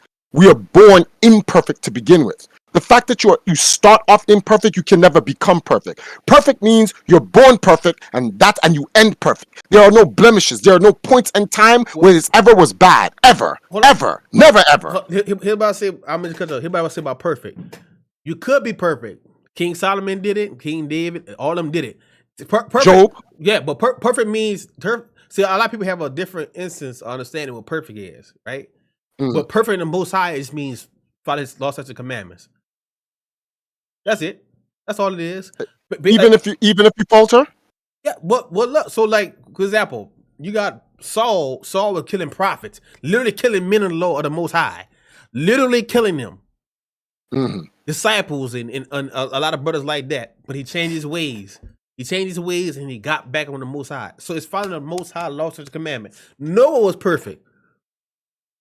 Noah was a just man. Abraham was a just man, a perfect man, because they didn't start off that. If you actually go through the scriptures and you read it, they start off horrible, terrible. This is the point I'm making. And Yah gave them a lifetime, whether short or long, to get their act together. Right. So if a man, when I say man, people who are outside of the Israelite camp, I don't mean man as in the gender, mankind. So this includes women. When a man decides to say, okay, I've been born in sin, I'm raised in sin, I've been a sinful person, I'm coming into the scripture of the Lord, and they're making progress in changing. 3 years ago, I never celebrated the Sabbath at all. Now, I yearn to celebrate the Sabbath on Saturday, even when I don't want to. Right. I'm like, every Saturday that passed that I don't get a chance. So like, okay, so the last 3 Saturdays that pass, I'm like, man, Trevor, you're not doing any worshiping. I hear my mother and the family outside, and I'm like, what are they doing? I come outside, I see them worshiping. It doesn't matter what I was doing. I just stop. I'm like, there go your shot. Get in there, do some worship with them or whatever. Just because I'm like, I don't want the day to go by where I did not give Yah his due. Right. I'm already doing other things. I'm not working. I'm not buying. I'm not selling. So I'm home. I'm with the family. I'm relaxing. I'm chilling. So go worship with them for the Sabbath, and then you would have completed your Sabbath. So it's more like it's a discipline. And I know if I keep doing this, I'm going to get better at the discipline, because there are degrees to discipline. Right. So right now I'm at this like infancy level, because I used to start off doing nothing, start out at the bottom. Now we here, and I want to get here, and I want to get to a place so high that the Most High will be like, you are worthy to stand in my presence, for if I stand in your presence and you're not worthy, you will die. So that we have a goal to reach. And so I say this because I want to give viewers who even watch this, I know you must be saying, but like, what's the point of all of this then? Like, we've all sinned, we've done some abominations or whatever. Well, your son, right, Yahweh Shai or Yeshua, has died to give you an opportunity to try to get it right. You gotta make the effort. You gotta put it in. In the Old Testament, you didn't get that. You made a mistake, you died. That's it. You just die, and y'all chose who is going to do some horrible shit and let them live so that they can become better. But not everyone got a chance to be a Saul. Not everyone got a chance to be David. Not everyone got those chances to be those guys. But a lot of them, they just normal, regular guys. Didn't do anything major in their life. Did one sin, dead. And you're like, damn, like that's like those men back there. Those guys were playing on ultra hard mode. Yahweh Shai or Yeshua died so that we can play it on easy mode, which I have to agree with y'all. If we can't even make the effort on easy mode, you don't deserve everlasting life. You actually deserve to die. You should be destroyed completely, because like it's on easy mode, bro. And no one's saying beat the game. People just saying try to play it. But dudes get the easy mode and don't even want to play it. Nah, die. Straight up. So I just want to get that part out now. But the second part now is arguing over the Sabbath. Oh, yes, the best part. And I wanted to bring something to light. In the book, in the Bible, they state what a day is, evening to evening. It's in Genesis. But there are several instances in the book as well where Yah describes, Yah and some of the disciples describe what a day is, which is from day to day, from sunlight to sunlight, right? Now, some people say, then when's the Sabbath? And this is what I'm talking about, effort and trying. What we do know is this. Saturday, during the day, when the sun is up, that is for sure the Sabbath. That much we all can agree on. Whether you believe it starts from sunup to sunup or it starts from evening to evening, we do agree that from 5 a.m. on Saturday till about 2 o'clock in the afternoon is definitely the Sabbath. That's for sure. Well, as long as there's light, the sun is up on Saturday, that's the Sabbath. Whether the people who believe it is sunup to sunup is right, or people who believe it to even is right, from when that sun is up, you're supposed to be relaxing, worshiping Yah, being with your family at no labor. And I believe, I don't know if I'm right, that's why I say I believe, if we can at least just do that, then Yah will at least say, at some point in the Sabbath, they observed, as opposed to arguing which one is which. So this is why, for me, I start my Sabbath at 5 a.m. Saturday morning, and I run it all the way to 5 a.m. Sunday.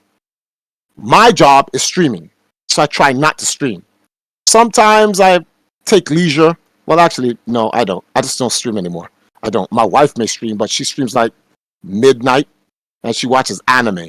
That's her streaming. She's just streaming, watching anime with everyone, and I'm usually watching it with there. For any anime lovers who's watching this, I know this is the Night Podcast. Summertime, what is it? Is it Reset?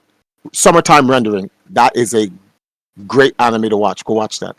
So anyway, but I try to observe it.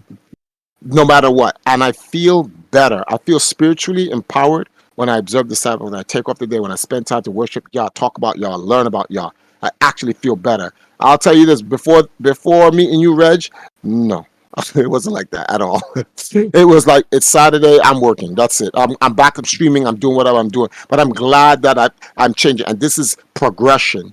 As I get older, I believe I want to set myself up in life where I'm making enough money and I'm stable in my family that I know how I'm going to make sure I never break the Sabbath.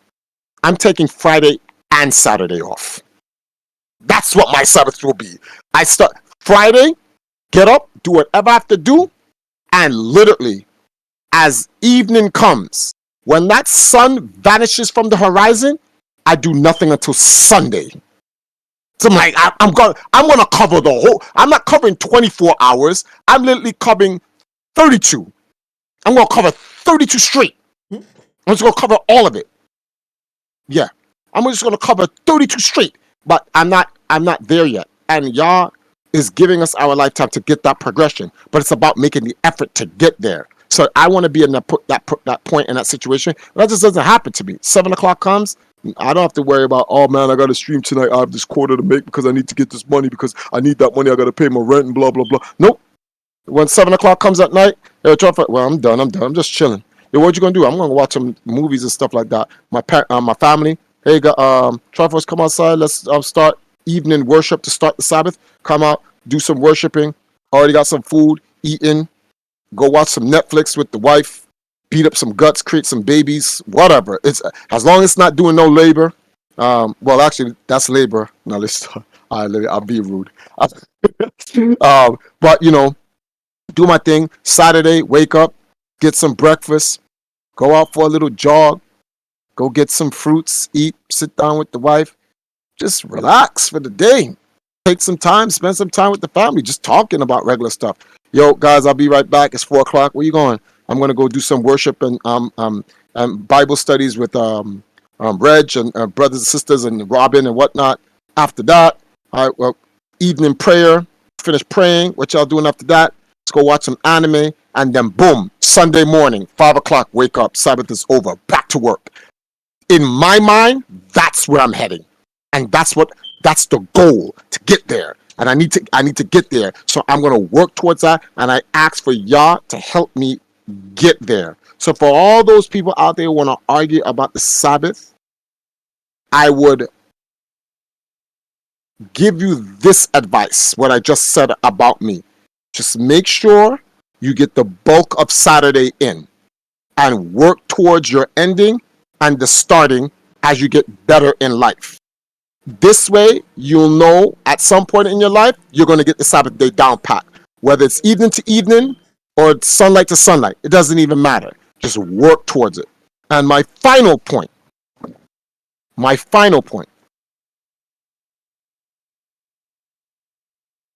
People, not Israelites. Israelites know better not to do this. Christians who do not identify themselves as members of the 12 tribes of Israel. Excuse me. Stop calling him Jesus. Please look up the word. The letter J was not formed until the 16th century. So that is clearly not his name. There's a name called Jesus. Look it up. If you don't know what the name of the Son of God is, then just call him the Son of God. Or the Christ. If you're Hispanic, Latino, Spanish, the Christos. Stop calling him Jesus. That is not his name. He's Hebrew, right? Yeah. Well, there was no J in Hebrew. I'm like, guys, you got. So what you trying to say? This comes up conspiracy? No. There's no letter J in the Hebrew language. And he's Hebrew. So, that is not his name. Call him the Christ, Son of God, Son of Yah, Yahawashai, Yeshua, something. Stop calling him Jesus. You might be worshiping someone else. We call I'll just leave it at that. most Israelites, they call him Yahweh Shai. Yahweh Shai. I heard some people say Yahshua, Yeshua. I heard a lot of people say that. That was Israelites. That was Israelites. Everybody, most Christians call him Jesus Christ. Everybody know that, but I don't. When we read scriptures, I don't even say like it'll have Jesus and Christ on there. Even though it's a translation, I don't even say that. Brothers will correct you. We're like, no, don't call him that. Call him Yahweh Shai, or we see God, the Most High. We would say the Most High. We would say either the Most High or Yahweh. You don't never say. Yeah. You don't never say God, or you know what I'm saying, like that, or Jesus Christ. And it's not.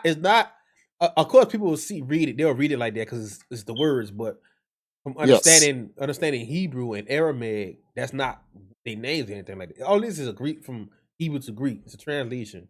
So brothers will, like, if you read scripture for brothers, they will correct you and say, no, we're not saying that. It's Yahweh Shai or Yahweh. We don't use Christ, Jesus Christ. Sometimes a lot of times we don't use Christ. Some brothers use Christ sometimes. Just for other people who's not into the truth, like Israelites. Yeah, it's easier because Christ is a title, though. Right. It means the anointed one, and that can suffice. But my question to you is Yah's son, because that's not his name, that's a title. Is Yah's son? Let's work on this. Let's get some brothers in here, and let's find out if Yah's son, the phrase, because it's a phrase, it's not a name, is Yah's son. What's the word for this? Acceptable. There it is. Is Yah's son acceptable in referring to Yah's son? I think that we should make that as a topic. No, but if you look at in the Bible, they say the children of the Most High, or the children of Israel. So being a child or son, it's not gonna. It's like you read in Job. They will say not Job. Genesis 6. They will say the son of God, or they will say son of man. And they will say son just means literally a son. Exactly. Father, they'll say, Christians say Father, Son, Holy Ghost, whatever they want to say like that. But they also know. But Christians will say, well, Christ is the Most High. They will say that. I'm like, no, that's two different instances. No, it's not. How you could call him Son of God, but say the Most High and what's so crazy about that? You know what's so crazy about that? It is written in regular history books that Emperor Constantine is the one who decided to make him 3 in 1. It's literally there in history. Like, this Emperor of Rome is like, no, we gonna split him into 3. He is God incarnate. And they're like, but time out. Who told you that? Like, what do you mean who told us that?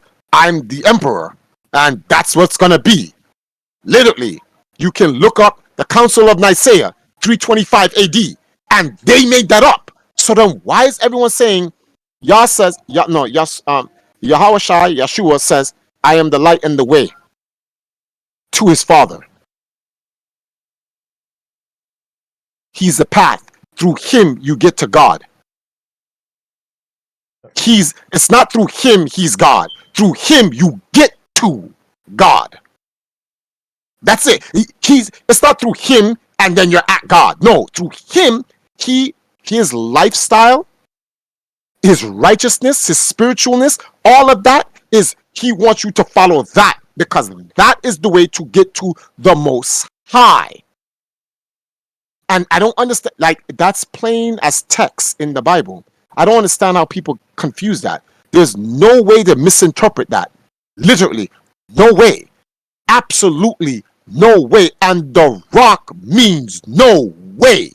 But in these churches, which is why I don't go to church, they constantly sit there and keep preaching like, Stop doing that. You're teaching the people to do the same thing. Like, I literally have to teach my family, stop saying in Jesus' name, our Lord and Father and God, amen. Stop saying that. Not because you got Father. Like in First Corinthians, I tell you, is the head of the household is the Most High. Mhm. Christ. I'm gonna say Christ for people that did. Yeah. Hawashai, Mhm. man, then woman.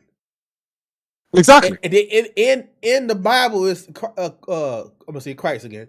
In the Bible, Yeah. Christ in his own words says the my Father is greater than I, not equal to I. The Father is Greater than. greater than I. So then how can he's referring to another being? How can, so you're saying Yahweh Shai is schizo? That's what you're saying. He's a schizophrenic. The guy's talking about himself in third person. Like, come on, people. This is not hard. This is not some theologian whatever. No, it's literally there. You're reading it. What is wrong with you? Stop. This is how they got people so mentally brainwashed. You can read it, understand, and know that, oh, his name isn't Jesus. He isn't God. And then still call him God. That's slavery right there. Once I found out, I was like, someone's like, what do you mean? There's no way his name is Jesus.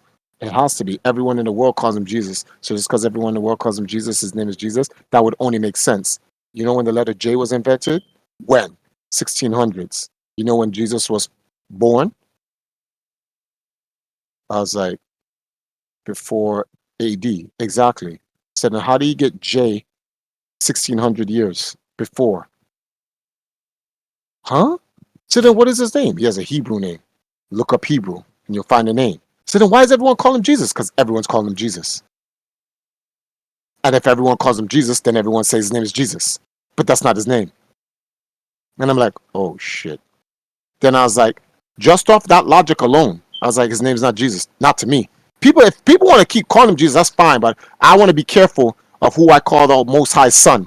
For all I know, I could be calling him Satan and not even know it. Words and names have a meaning. I'm going to be careful. I'm like, look, I'd rather call you a title. That's why God is universal. Right? God is universal. Right? The Most High is not a God. The Most High, Yeshua is there are gods and then there's Yah. It's just like Yah actually isn't a God. But like Yah is Yah. He's the Most High. He's the Elohim. He's beyond gods.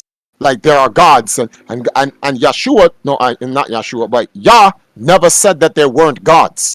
He said you should never put no other God before him. So there are gods. They're just not on his level. Like he's just like he the top God. He's the King of Kings, the Lord of Lords, the God of gods. Well, I want to say this right quick, right? Mm-hmm. So there's a doctrine, right?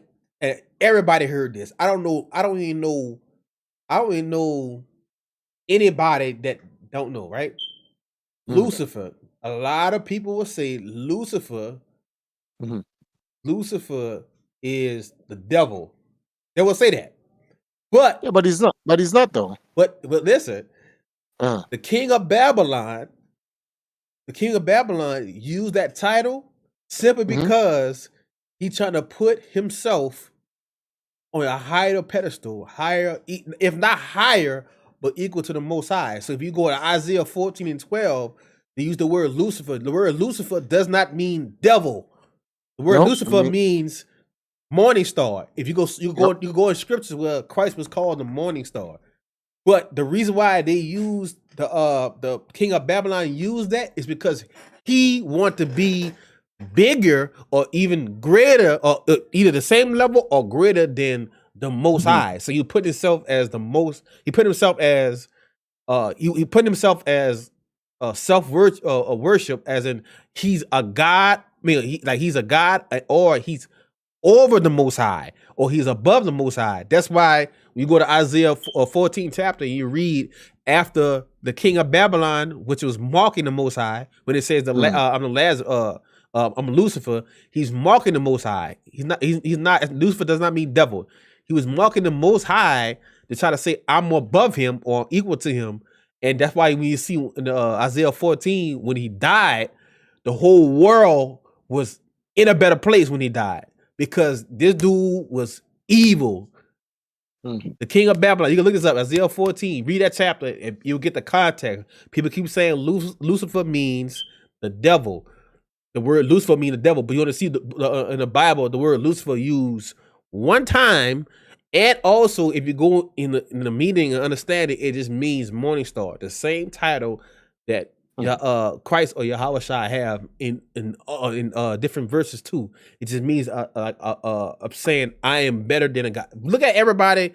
Look at the most evilest people in the like example Blade. You ever saw Blade, the first Blade? What they kept saying. What Frost kept saying when he turned to a vampire god. He got the blood and he did the ritual. He kept saying, I am a god. You look at all these different movies, they kept saying, I am a god. I'm the nobody could fuck with me. I'm the best of the world. They always try to And what what they don't understand, there's context to it, right, man? What they mean by they're a god is that they're a god amongst you, amongst mortals and whatever, but they're not actually God in the concept like of what an actual God is, or even in comparison to gods below Yah. They don't. But they always get they always get themselves self-titles to like say I'm better than everyone. Nobody like remember like kind of like cause Black Adam. Nobody could fuck with me. Nobody on this planet could fuck with me.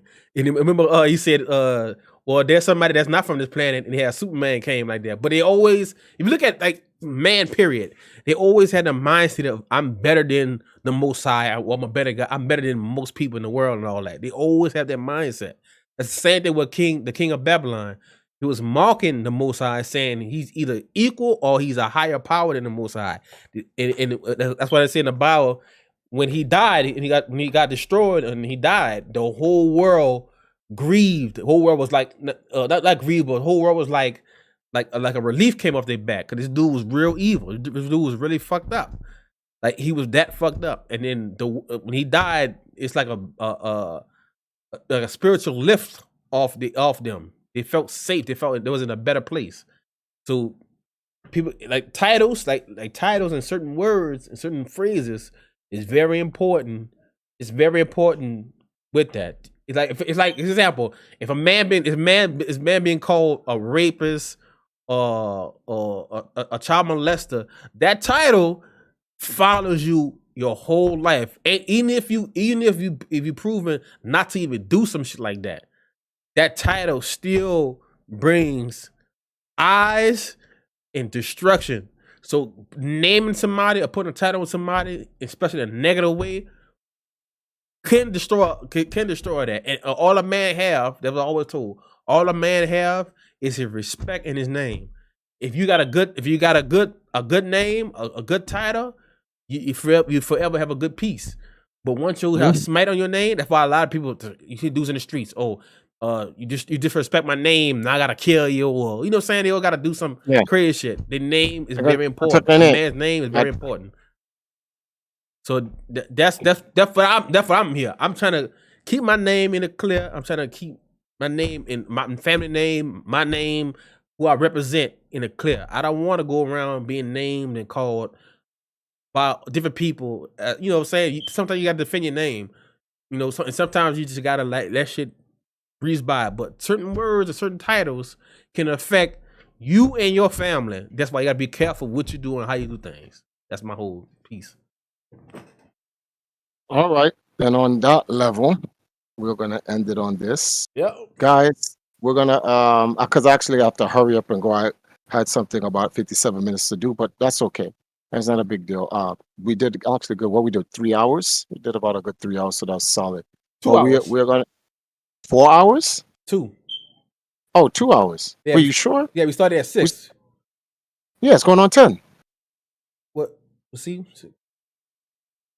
It's it's going on 10. But it's definitely not 4 hours. It's not 4 hours. It's 3 hours. Trust me, it's 3 hours. Because I can. Let me actually let's take a look. We was talking like for like an hour before. It was talking like an hour before we started too. Remember? Or for like 50 Yeah, well, I'm not counting that. That's why it will be 4 hours. Yeah. If we're talking about before we got on the stream, then it would be that. But it's definitely about 3 hours. But guys, we're gonna try to get back, and we're gonna get back on our grind. We're gonna see you guys here next week. Yeah. I actually wrote something in your Discord called Isaiah chapter 14. I'm gonna go read that. I'm gonna go see what Yeah, Isaiah chapter it's 14 is. very good. And I'm gonna. there are a lot of people use Isaiah 14 in the wrong Mm. context. They kept saying when they see the word Lucifer, that means devil. But if you read the context, it's the king of Babylon used the word Lucifer because the word Lucifer means morning star. It's a title where it's a powerful title where anybody like the Christ was called the morning star because What? obviously he's over the world and all the Christ. But Yeah. the king of mhm. Babylon used it in the terms of empowerment and saying he's a god, he's higher than God, or he's marking the Most High. Not saying not the other way around. Not saying he's the devil. The word does not mean the devil. Do the research. It does not mean devil. It means morning No, star. I'm gonna definitely do it. The one thing I like about in this era that y'all's made, y'all's put it on easy mode for us. You see how you said just look it up in the chapter. Look, if you're one of the brothers or ancestors that don't even like reading, YouTube is a great tool, bro. I literally just typed in Isaiah chapter 14. The King James Audio Bible came up. They will audio read it to you. You ain't got to even read it, bro.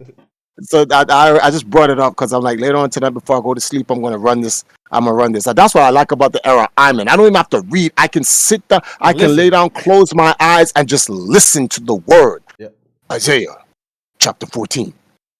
I like the voices. The people who do these voiceovers for the Bible are actually godlike. I like their voices though. Is it It's Yeah. another thing, right? So if you look, go. If you want to like Genesis, let's go Genesis 9. Let's talk about Noah, just the Noah and with the ark and stuff like that. Play audio with that, and you literally could sit there. Yo, exactly. And you imagine your it. mind. Yeah. You imagine how. That's I'm why I telling like. you. That's why. I'm telling That's why I you. like. That's why I like the audio books. So for those who go, man, I don't want to read the Bible. I'm one of those guys. I'd never liked reading the Bible, but like I audiobook it. Yeah. I audiobook it, and that's. I'm telling We you, have the technology Genesis to 9, make it easy. Read if you want to know. If you want to know, and you just want to sit there, because the Bible got multiple stories, and you be like, oh, I see how you could sit there and imagine what was going on. Read Genesis 9 when it's first talking about Noah. I think it's like Genesis 9 when you start reading about Noah, and you I could just listen to it and close your eyes, and you can imagine everything. There's some audio where they have like when they talk about Noah Ark and the animals, it will play. It had like animal noises. It had like ocean noises. Talk about when the boat was on the river and stuff like that. Yeah, all that. See, that's coolest. They add stuff like that. Some stuff do like that. They add the animal I just- noises and the rain and the water and the boat noises. The squeaking noise of the boat. They got Guys, stuff like that.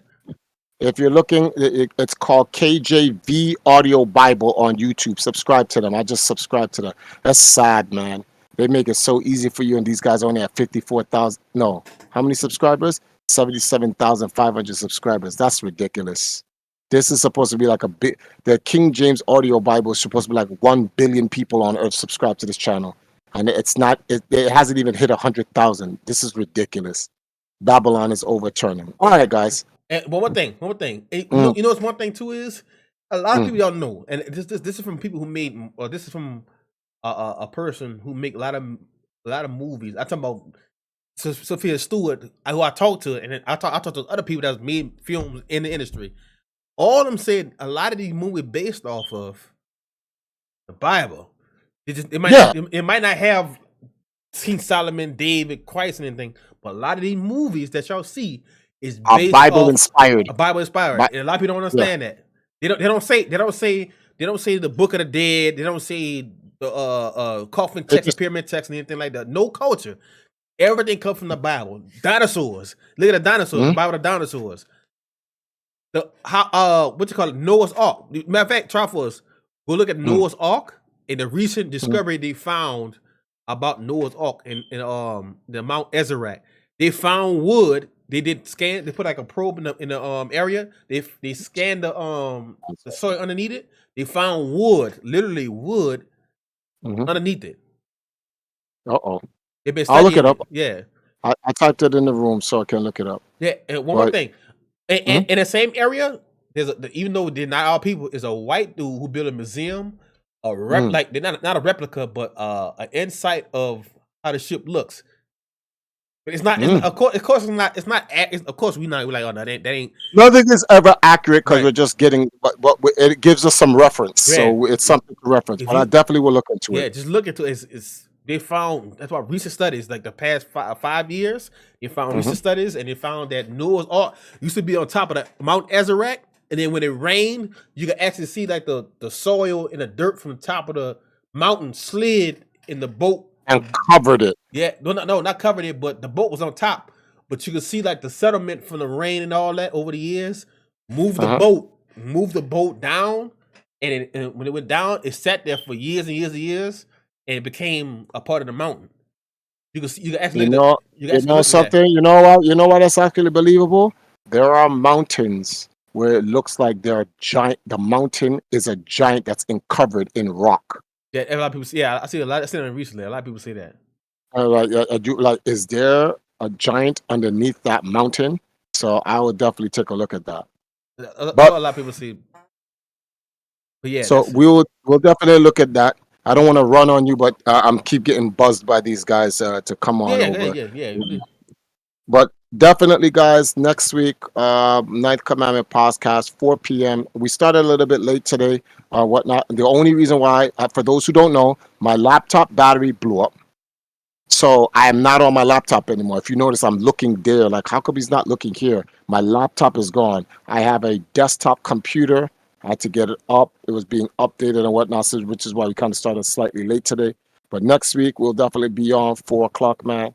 Definitely can't wait to see you guys. Me and Reg we'll hit up each other either later on tonight or tomorrow to find out what the next set of topics are going to be for next week. And we look forward to seeing you guys back here at 4 o'clock next week. So take care, guys. Shalom. Shalom.